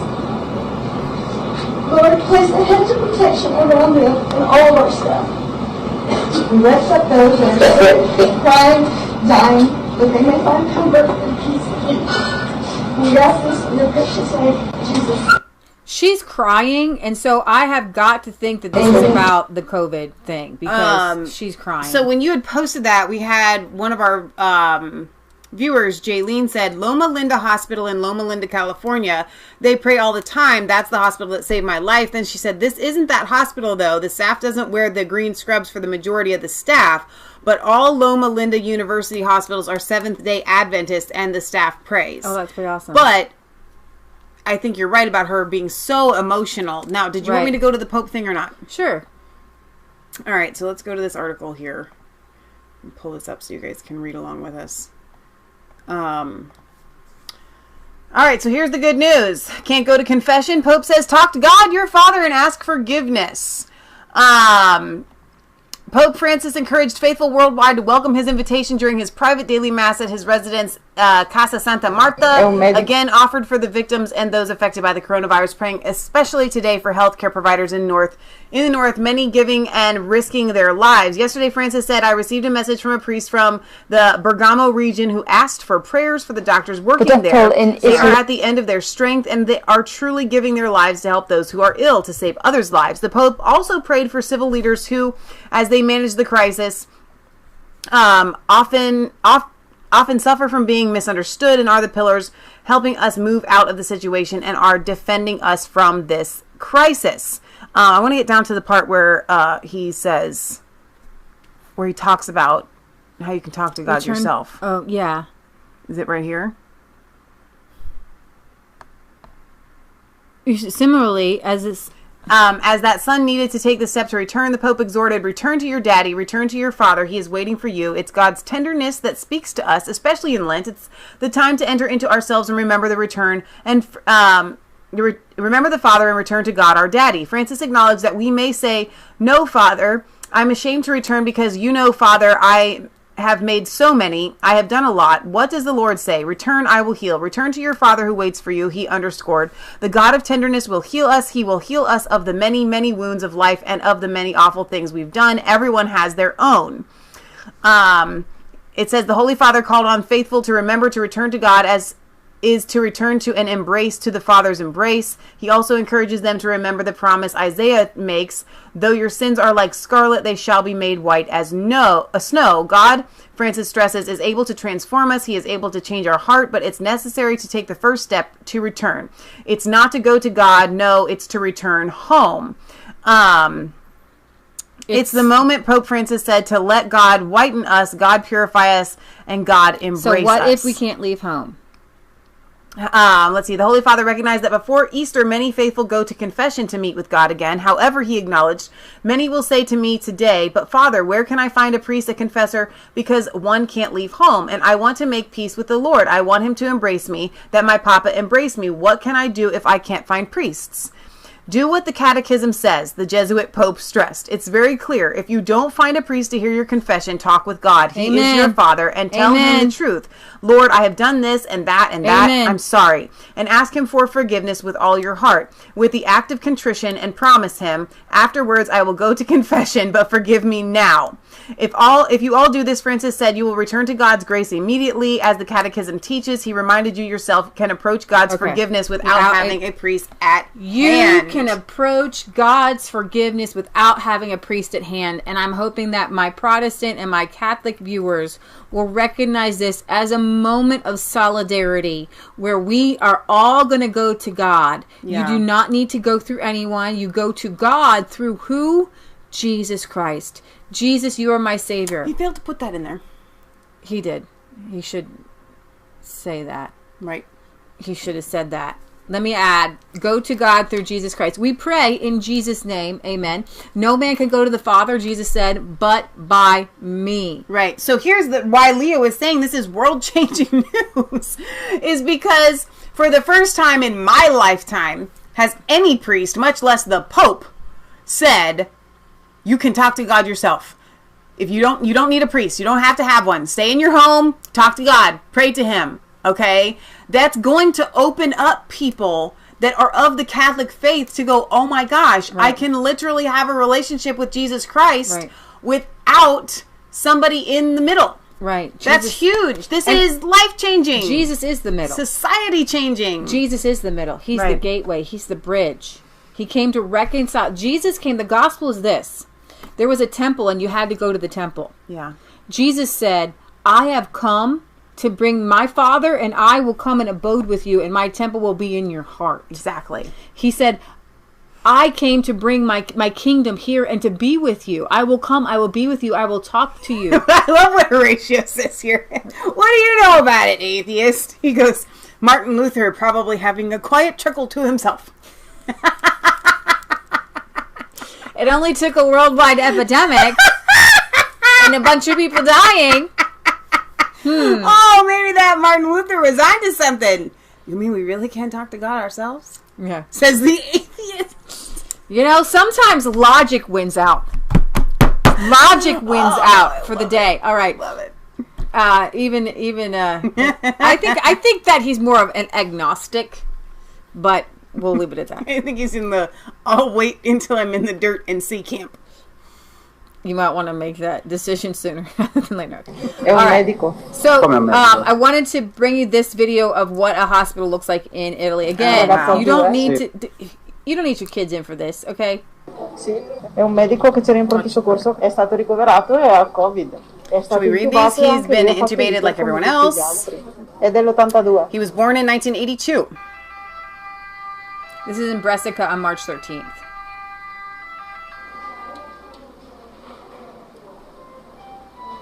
È veramente una calamità. Si ammalano gravemente. A lot of people became gravely ill. Tantissime persone. Ed è It's the breathing difficulties that can really put their lives at risk. For the patients that end up in the ICU, we expect a mortality rate of 50%. I've been working in the emergency department for years, and this feels like something out of a movie. The number of patients coming in is staggering. Everything will be okay. Thank you, heroes. There's been such a moving commitment from doctors and nurses. Sometimes they come in even when they're not on shift. Sometimes they're on nights but still come in to help in the morning. Some of them have cried, but I've never seen anyone complain. Reporter, are you worried about yourself? Yes, a bit. During the crisis in China, many health workers died. We've had colleagues who have gotten sick. Some are getting sick now. And I'm in the risk age group. I think our hospital is reaching saturation point. The hospital director says, we don't just need more beds, but we need workers. We need equipment to protect the staff. We need ventilators. I mean, you can put people in hospitals. You can put these people in hospitals, but if they don't have the equipment, you know what I mean? What can they do? The good news is the ventilators hopefully are on the way. I mean, with these inventions, but it's going to take a while, and more people are going to die before that happens. Again, this video here is from Bergamo in March 19th. If you have children in the room, please don't. Please, because I don't want them to be afraid. All right, but this is what's happening, and if we're adults, then we need to know what's happening. Yeah. Okay. This is Bergamo from March 19th. 3 days ago. The main hospital in the city of Bergamo is struggling to cope with the high influx of coronavirus patients. The intensive care unit is at full capacity, and doctors are challenged.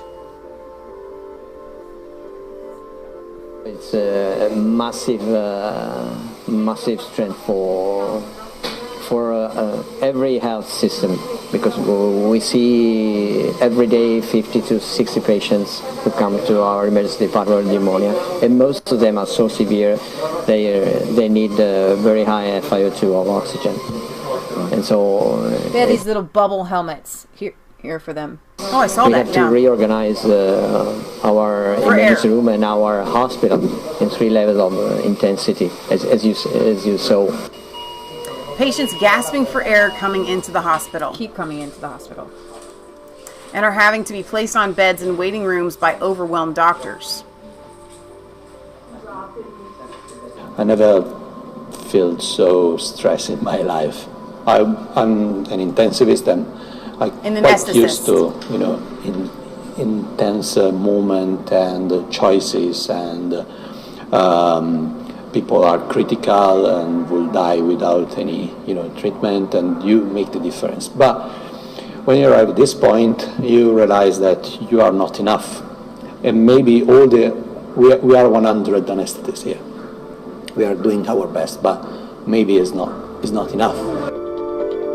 Bergamo is the epicenter of the virus's outbreak in Italy's hardest hit region, Lombardy. For most people, the coronavirus causes only mild or moderate symptoms such as fever and a cough. There was another video, and I actually thought, because they kind of maybe used, I think this might have been it. Okay. They've run out of room at the morgue, but they haven't run out of respect for the dead at Cremona Hospital. The next batch of the lost waiting for cremation are laid out in the hospital chapel before collection. Their families couldn't even say goodbye. They're all in quarantine. It's a recurring theme now. Everyone dies alone.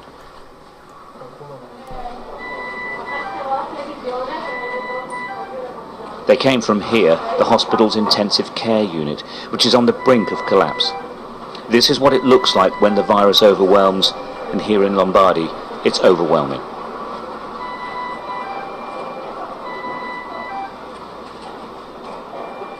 These patients are critically ill. In all probability, they won't make it.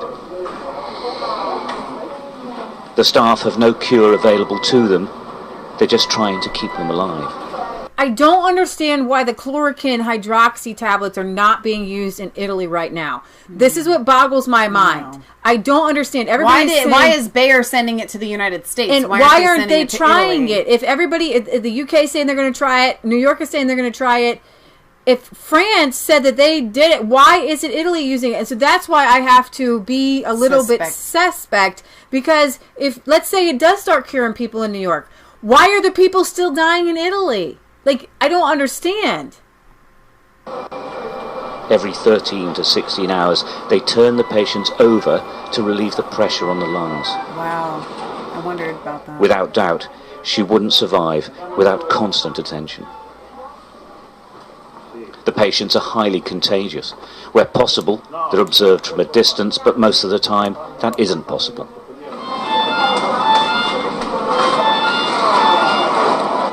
Nobody takes any risks. They wash and sanitize constantly. Gloves, masks, and protective clothes are regularly changed. In truth, these men and women are exhausted. The system is at breaking point, and they are as well. But they keep going. They aren't the front line in this war. They are the only line. It's a very dangerous, is a disaster, is a tsunami. And we are here 12 hours a day.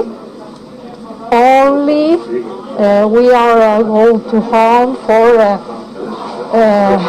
a few hours and come back here for the work, because we are here for the patients. The first, perhaps only bit of good news for the teams here is this man.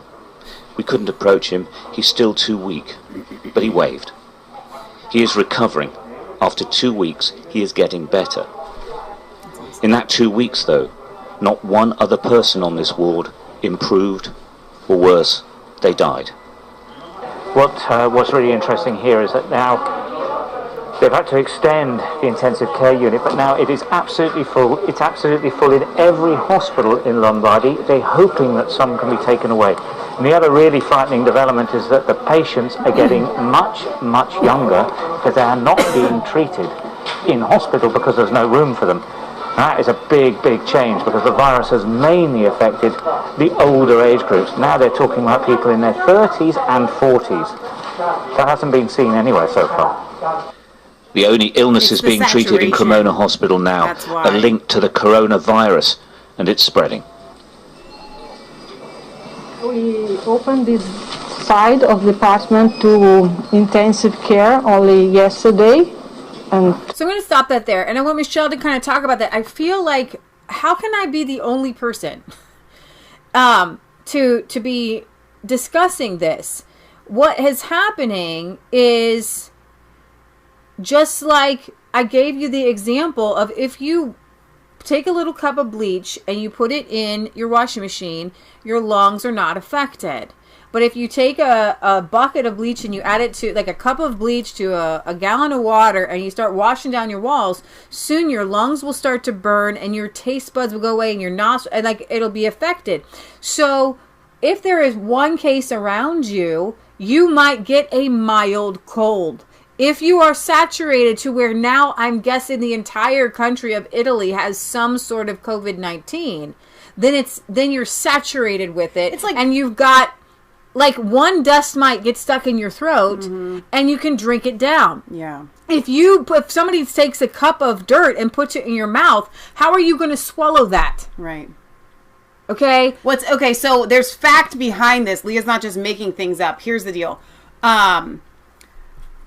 For some reason with this virus, it's not the same, and we're gonna keep repeating this on our show, so you'll have heard this already if you watch us. It's not the same as the flu. If somebody gets the flu, you get around them, you get the flu, you both have the same flu. Same. With this virus, according to your immune system, there are different intensities, okay? Because if you get more than one of the virus going into your system, then they are all working to attack your system. Okay, it's a saturation. And that's what causes issue. your body to go haywire and start to attack itself. Right. And so I feel like I am not a doctor. But why doesn't anybody explain this to people? I've actually put this together from the different doctors saying things. Exactly. But I'm putting it in layman's terms, right, and nobody else is. Mm-hmm. They've said, I've heard doctors say, it's a saturation. That is why medical workers get it more and get it worse. Right. And that's why people don't understand, well, you mean a 40-year-old doctor died or a 35-year-old doctor died? Yeah, because they're in not the saturation. And on top of it, they're not able to drink. And that is their biggest problem. They need to take breaks every 20 minutes. And they need to have that tea and that coffee pot and that hot water running, because hot water kills it. Mm-hmm. And if they want to keep their medical... Why am I the only genius in the room? I am not a genius. Okay? We're going to kill people by putting them on these floors without getting them hot water to drink, or just water. Okay? Every doctor will tell you and me, drink every 20 minutes. Keep your throat moist. Keep your throat moist. These people are breathing in the masks. That is dry, recycled self-air. Now, it's moist, but it's a bad kind of moist. It's I'm going to create bacteria kind of moist behind this mask kind of moist. Okay? There's no fresh air. You need to get these doctors out breathing fresh air every hour. Okay, if you want to save their lives and keep them going, and you need to have like a sun, you need to tell them, go stand in the sun, and you need to have a tent or something set out with hot water, and you need to be like, drink your water, drink your water, drink your water, to the medical staff, if you want to clear it out. Like, that's what they're telling us. Right. So I'm going to spit it back on them. That's what you need to be having your medical staff doing. You need to have a rotation. Have you had your 20-minute drink yet? Have you had your 20-minute drink yet? Have you had your 20-minute drink yet? You have to have somebody just literally eyeing, and it should be warm water. Here, take some warm water. Drink your warm water. Drink your warm water. And you will save lives. Hello? Can I put a patent on it? Sorry. All right. All right, just a few more things here, and then we're gonna hop off because we got some stuff to take care of outside. Actually... Oh, yeah, I want to go over here to my thing. Okay, so I don't trust the WHO as far as I can throw him. Remember how we talked about Fauci? He's pretty short, so I can trust him a little bit more because I can throw him pretty far. The WHO had said back in the day on January 14th, preliminary investigations conducted by the Chinese authorities have found no clear evidence of human-to-human transmission. The WHO was spouting China propaganda, telling everybody, don't worry, world, it doesn't spread human to human, which means, oh, we've got like a handful of cases, but it's just because they all ate the bat soup. And everybody went around the entire world saying it was bat soup. Right. And they ate the bat soup. Right. And now they want us to believe, that the bat soup created this genetic jump to person. And this was another thing that I was reading, why that's impossible. Because when you have a coronavirus, and when it jumps from animal to human, it's got to make that jump several different times because it has to adapt. These things, that's the whole point of the human animals can't communicate. Right. That God set that up, right? If something was designed to make the jump, and there was a whole article on Zero Hedge, and guys, I don't understand the science behind it, but I believe that it is 100% true. Okay? They're saying it's like some sort of creature called a Panagolia. Okay, so this most plausible theory is it went through ferrets. Ferrets are in all labs, and they put them in tight places. Okay? And what they do is just like what they did with the cancer soup. Okay? You inject cancer into an animal, and you take it out, you swirl it up, then you inject it back in. Then you take it out, you swirl it up, and you keep getting a and then they tried to create a cancer gun to go and assassinate Castro. That's a thing. That is actually, we had meetings on the Hill about the cancer gun, right? Okay, there's a whole Uncle Barry's book, right? So what these Chinese scientists were doing was injecting viruses into animals, taking them out, injecting them, taking them out, injecting them, taking them out, injecting them. It's going through all these, it's going through the ferrets, and the ferrets can and then they created some sort of this thing. And I'm guessing, and I hope I don't get taken off air, but the only thing that makes sense science-wise is that because these coronaviruses are not stable, your body will fight them off. Your genetic code will fight it off. Okay. It has to, it goes in it, and it takes a long time for it to actually get a hold, and then for it to spread to another human, and then another human, another human. But if it was made in a lab, and what they're saying is that it couldn't be made in a lab because of this variant and this variant, but it actually could have been made in a lab, and that they're trying to do is hide that it was made in a lab. So again, on the 12th, at this stage, there's no evidence of human-to-human transmission. The outbreak. However, the Chinese authorities continue intensive surveillance. So here we have total propaganda. World Health Organization's high on Solios. There has been no clear evidence. Another one, and then it's talking to people, right? No evidence of human to human. Hi, Matt. There's been no evidence of human to human. And WHO out there running. Hello. There's no been clear, and just all the people. The World Health had a like a person answering all the people. Okay, that's I want them crazy. to see it real quick, so I was making it dark so you guys could see what okay. was showing. Let's see. That was let's see if there was anything else. Now, Patriot Gallery was talking about the fact that there was in Hawaii, and this is part of America, so I had to maybe cover this another time. There was a man, it's part of it, a man in Hawaii who actually contacted Tulsi Gabbard because he was told on the news that the hospital he was going to was overrun. And when he got there, there was no line, and he had some symptoms, so he wanted to be tested. They told him, we're not testing anybody, just go home. And they didn't take down his name, and they didn't take down anything, so Tulsi Gabbard got in on that. And so it's like, what is real and what is a hoax? We don't really know, all right? And you just have to take your best guess. A lot of people are talking about the dangers of 5G with this. Now, a new study reveals more than 80% of people infected with the CPP virus in Wuhan before January 23rd were not recorded, which is one of the main reasons the epidemic spread so rapidly. If you guys want to follow somebody on Twitter, if you're on Twitter, follow China in Focus, which is the NTD, and also follow Jennifer Zhang. The real CPP virus, they're calling it the CPP virus because they want it not to be CCP virus.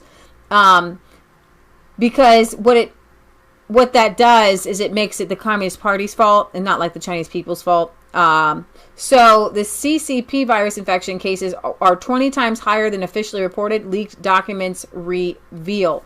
So you have this one here. Taiwan's face mask.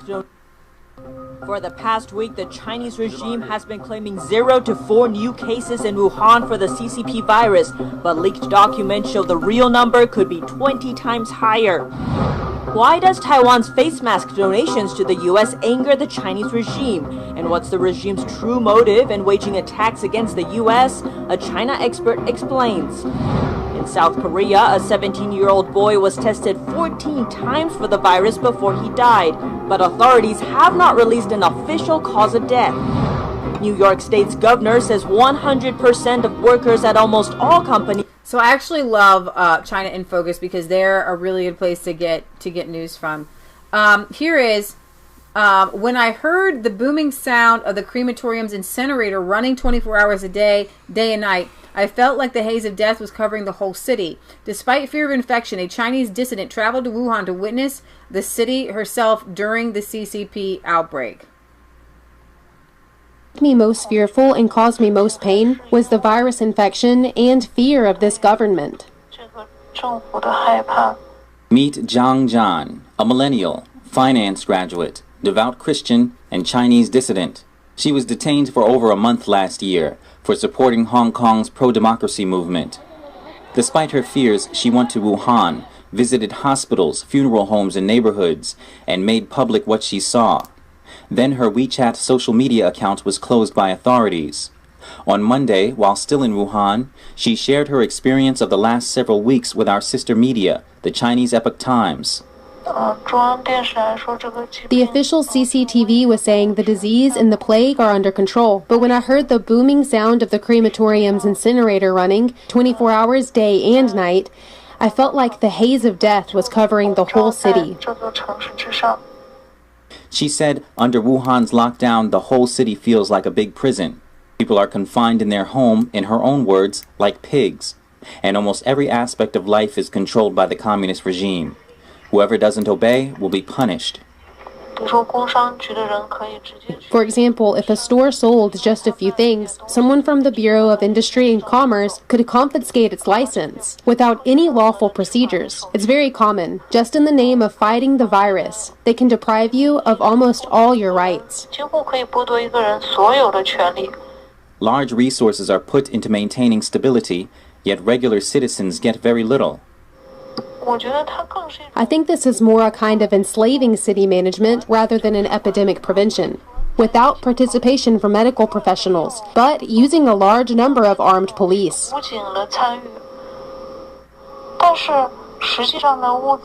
But in fact, the investment in real medical care is very small, like free masks, free sanitizers, including the nucleic acid test and health insurance, or free tests, or CT scans. None of these are available. So I just wanted you guys to recognize that stuff was still happening there in China and in Wuhan. So and follow Jennifer Zhang. This is one last video, very kind of disturbing. Fancheng Hospital closed. It was said patients were just moved to other places such as this. There are no proper medical equipment at such places. You either die or you tough it out. Natural selection. So here you have a person here in full garb, and these people are just in masks. And I think they're the Fao Fengong or something, I'm sure, doing exercise or whatever.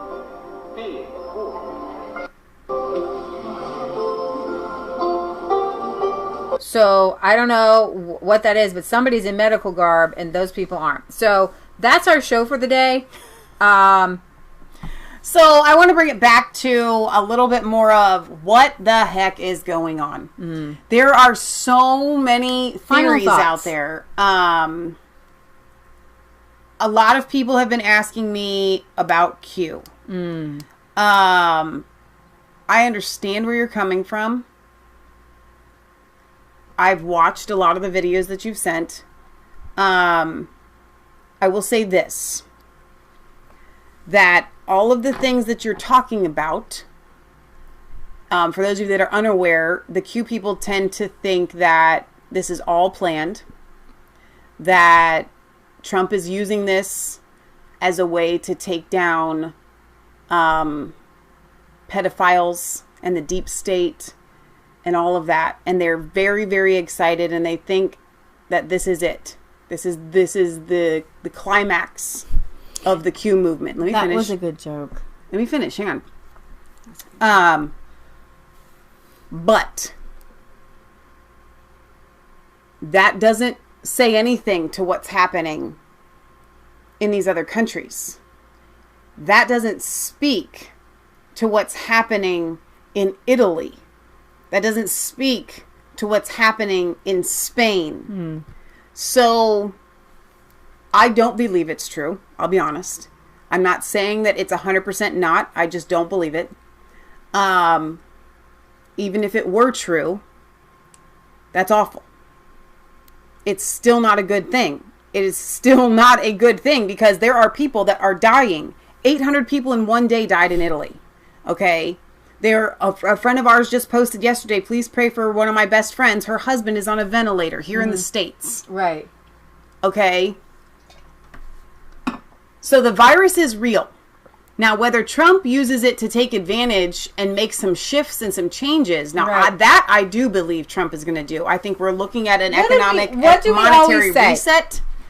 That God takes what the devil planned for evil and turns around for good. So the devil planned this. Okay?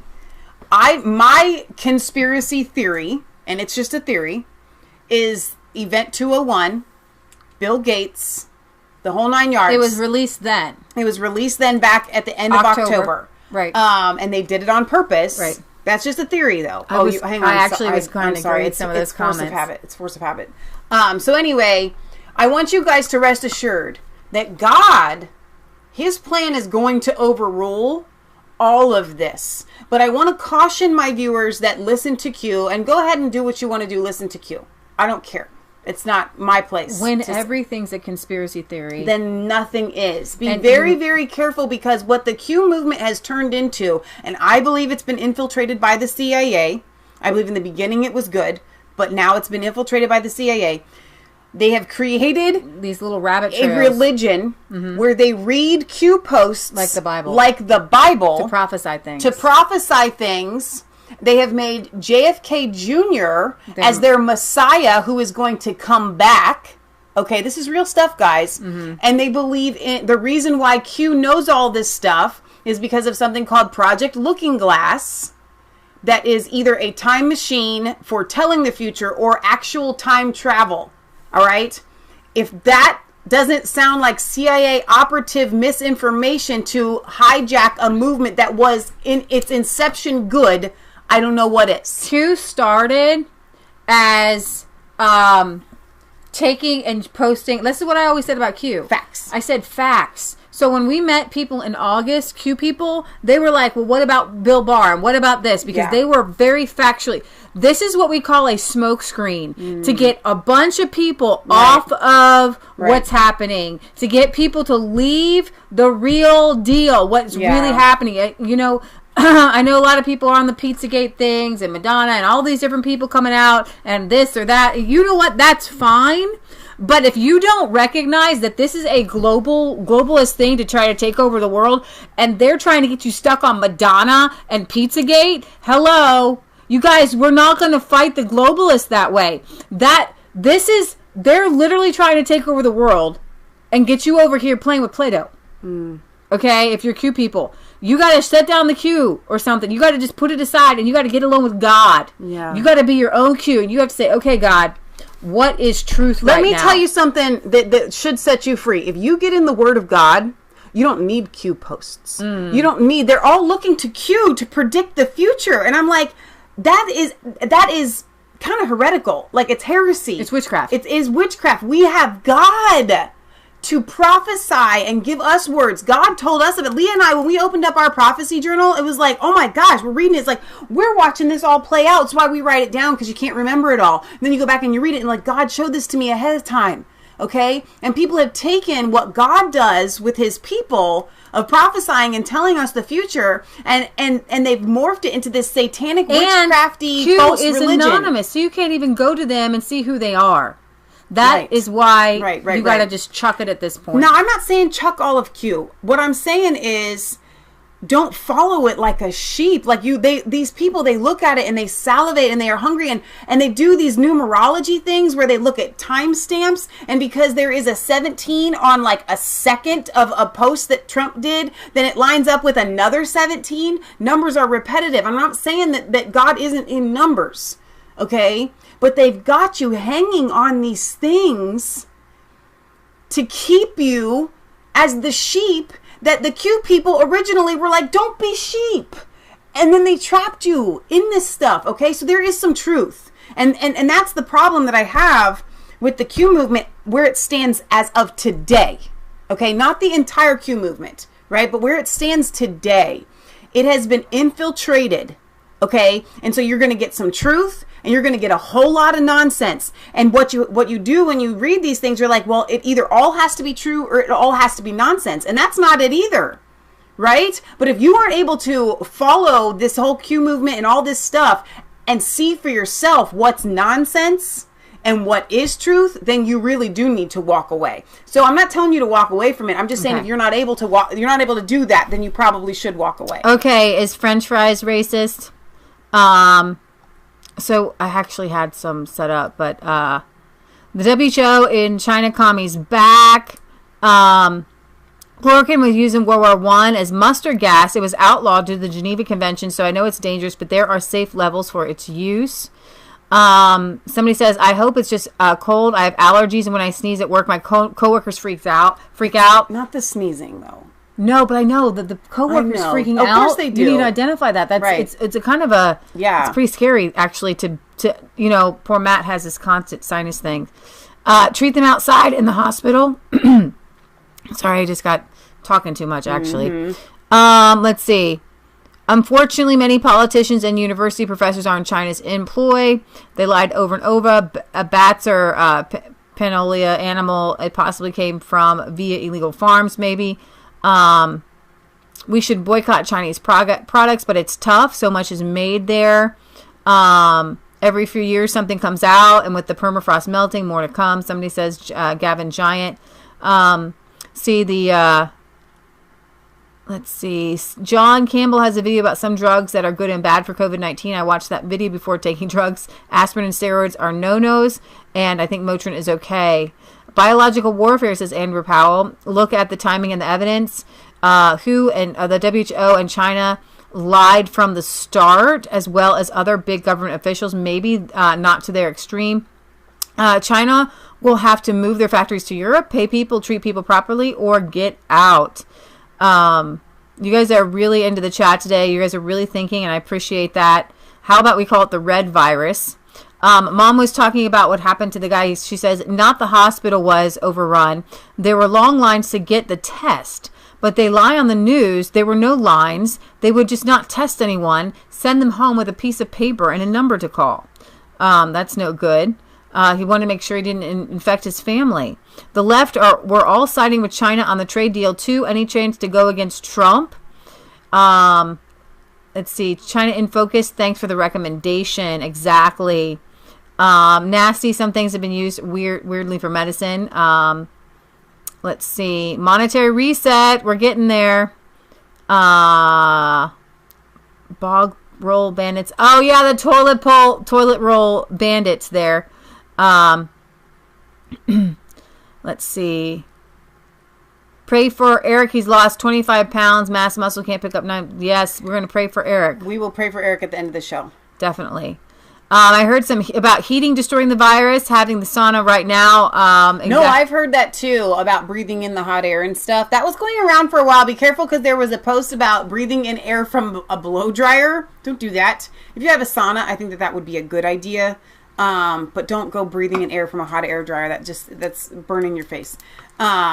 So anyway, but my point of bringing all the cube wasn't to go into the cube thing. There's a lot going on that is secret, that is nefarious, that is a conspiracy. All right.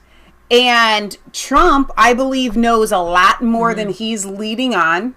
And I believe that this whole thing is going to turn around and God's going to use it for good.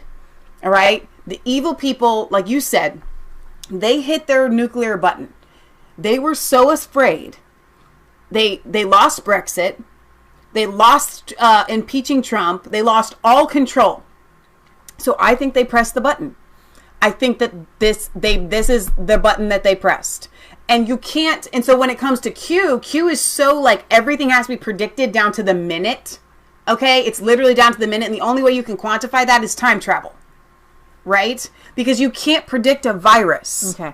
So, I'm going to go ahead. Is my Yahoo email on here? Can I get into my I have no email? idea. It'd be easier for me to pull it up over here. Well, I can just pull it up as fast right here. Okay. So, since you guys are with me, I will go ahead, and my mom was like, why don't you just read that to the people? Well, because number one... Now you got rid of my chat. Sorry. I don't understand how I really don't like when somehow when you log in, all the stuff that I deleted is still there. That's so weird. Emails, don't they just drive you crazy, guys? Let's see. I deleted all this stuff. It's so weird. You have to go in and start deleting stuff. No, I don't. I don't know why it should be just. I'm just online. It'd be as if I logged in from any other computer. So, maybe you deleted it and your phone's not hooked up to the internet, which your phone is often not. No, my computer. I deleted them on my computer. Oh, okay. I'm okay. That was in February. I think this is it. No, that wasn't it. I know I sent it to you guys. Of what I wrote this down. I might have wrote it earlier. Rome USA says vinegar in the pot of boiling water kills a lot of germs. Streaky Bacon says I've started eating fire. Don't eat fire. That's a bad idea. I have to go get my own phone to get the. It's not. Or you could just shut off the TV and find it from here. That's smart. We'll do that. Okay. We'll just unplug that. Leah's having herself one of those moments, and that's okay. No, I'm not. Let's see. Look, we just argued. This is literally how life is like here around here. We're sisters. April 1st, the Patriot Gallery says monetary reset, world banking calendar, business calendar, quarterly, no internet for 10 days, some say. Okay, so there's another conspiracy theory I'll throw at you. And again, this is just all theory. It's hearsay. It's stuff that they say on all the truther pages and whatnot. And half of it you can believe and half of it you can't. So take that for what you can. They're trying to say that everybody's been talking about this April 1st, April 3rd day, and then it's going to be for 10 days, whether it's the economic reset or they unleash 5G or all this, that, or the other. Stay off of all electronic devices for 10 days or you'll get 5G poisoning. I don't know. Okay. They might actually shut the internet down. Who knows? It's all very... It's all just speculation, guys. It's literally all speculation. The best thing to do is to get in the Word, eat healthy, trust God, pray, have faith, okay? We don't have to have this down to like the minutest of this is exactly what is going to happen. And they don't even know. The evil people that set out to do this stuff, they don't even know. Their plans get foiled all the time. All right. So if you need prophecy, I understand if you're a Q person. Okay. Well, the globalists decided to pull the trigger on the nuclear option. They released the virus on expendable Chinese people because the Chinese do not care about their own people, which is why they immediately locked down Wuhan. It looks like Trump was going to be reelected. The idea is that by releasing the virus, it would scare the world into forcing Trump to shut down the entire economy, which is all about getting power back from the deep state, for the deep state. They will do anything to get power back, which is why even Mitt Romney wants to give $1,000 to each person. Mitt Romney is a supposed Republican. He's trying to cover his rear. This is deep state stuff. His son is connected to the Ukrainian oligarchy stuff. I can't even tell you this. I can't post this on Facebook because no one will believe me. But I'm all about shutting down of sports and sinfulness and strip bars and pornography. It will come to bite them back in the butt. The libertarians are actually correct, but they don't know. And when I talk about that, all these shutdowns shouldn't be happening. But they don't know that God is using this, and they're scaring the most politically minded people. The deep state is the 50 and 60 and 70-year-old age bracket to get them to force Trump to shut down the economy. Somebody in the elite said, pull the nuclear button, we can handle it. This is why so many elites and CEOs just so happen to resign recently and are they going into bunkers? This is why some actors are in on it or are having to test positive. Possibly, I'm going to say this, possibly. Somebody with name recognition, like possibly Tom Hanks, had to test positive and, to be the first one, but he's just fine. I believe possibly he's part of the deep state cabal, you guys. So in the end, God will get the glory, and the virus, which was designed to pack a big punch in the beginning and then die away, will just die away because it was formulated as a weapon. A lot of people have been fooled by numbers and models and the idea of agenda or whatever the event 201. What did Michelle say? Agenda 21, event 201 and those are numbers that you can legit put together. Exactly. Okay? Find the diamond in the midst of the rough. Agenda 21, Event 201. Guys, hello. They just put a 0 in it. They knew that, they're laughing at us. Was not that people are going to die. 201 wanted to tank the economy. That was their secret weapon and how to control and how to shut everything down. Okay? I and many conservatives are being drawn into it. Don't let them draw men. Don't let them draw you into it. Yes, it is dangerous, but it will die out. And they didn't expect Trump to shut the borders. Exactly. They didn't expect him to shut the borders back in January to China. And that's why the European Union was so angry. They knew that their citizens would have to take a hit, and they were ready for it. But they were told Trump, and I don't know this, this is just what I believe God told me, okay? I believe that they were told that Trump and America would take the biggest hit. And that's why they were they sacrificed their queen for their king, and they lost the gamble, guys. And I hope that this does not get me taken off YouTube. That's why I haven't told you people this stuff. We don't have the virus here, and the numbers that will cause the carnage as it has in Europe, and it won't get that bad here. We'll all say, do you remember that one time there was that lockdown and it was really no big deal, and most people went about their life?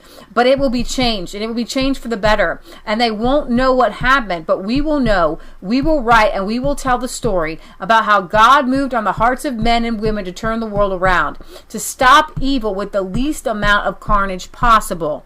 How do you get God to turn the world around? Everybody says the world's going to hell in a handbasket. How does God turn it around? Okay, there's going to be something happening, right? But not a war, not a nuclear war, not an EMP, not all the stuff that we had guessed about, right? They've written books about. So you have nothing to fear of a weapon that was designed by Satan that God knew would be brought forth, and he said, and he just said, I have marked you, if you're a Christian, with a seal. You can't touch devil can't touch you if you're a Christian, okay? And he is going to turn this around, and he is turning it around, and he will use it for good.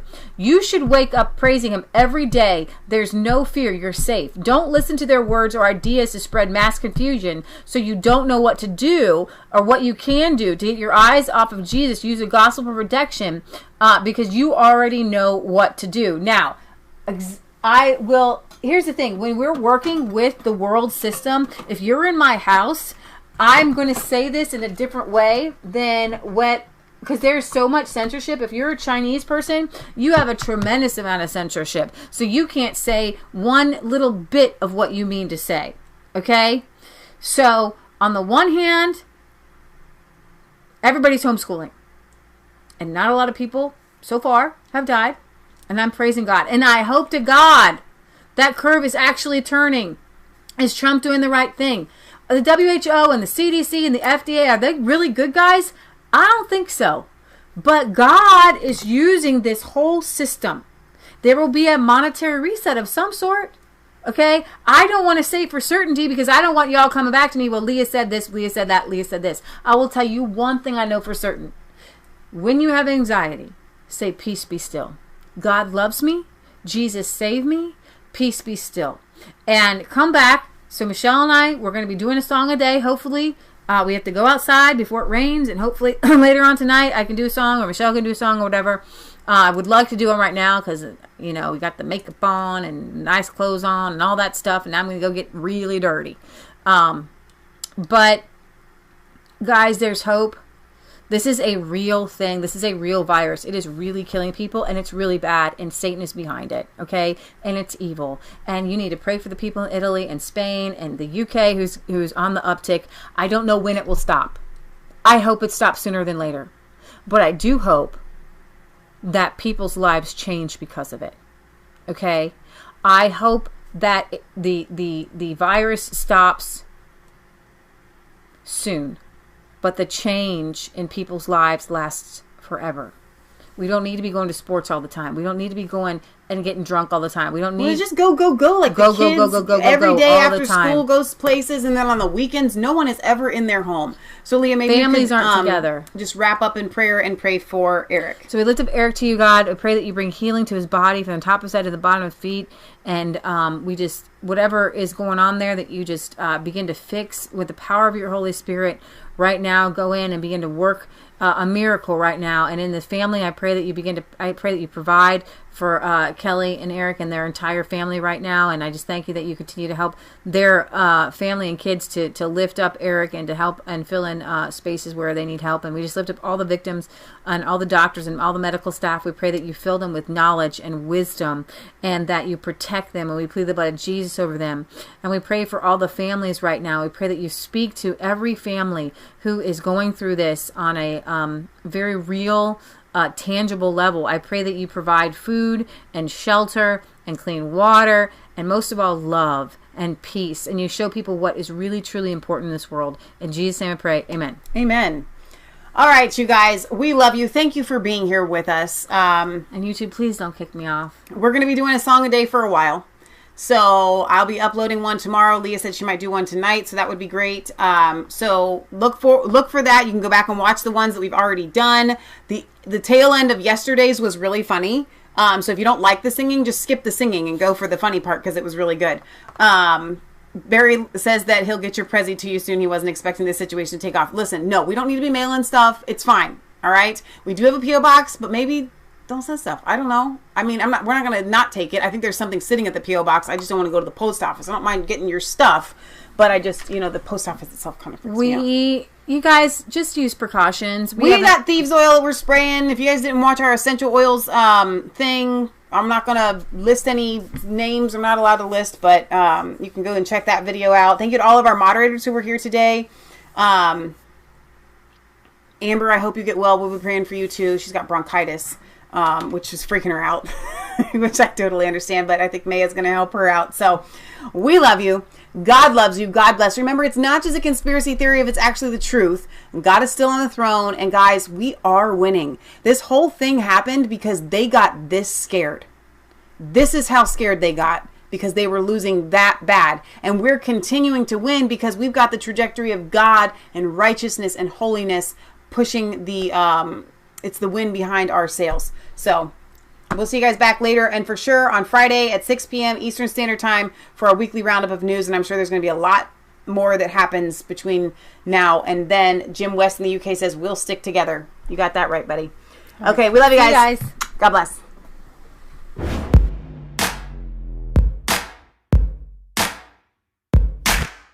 I was cold.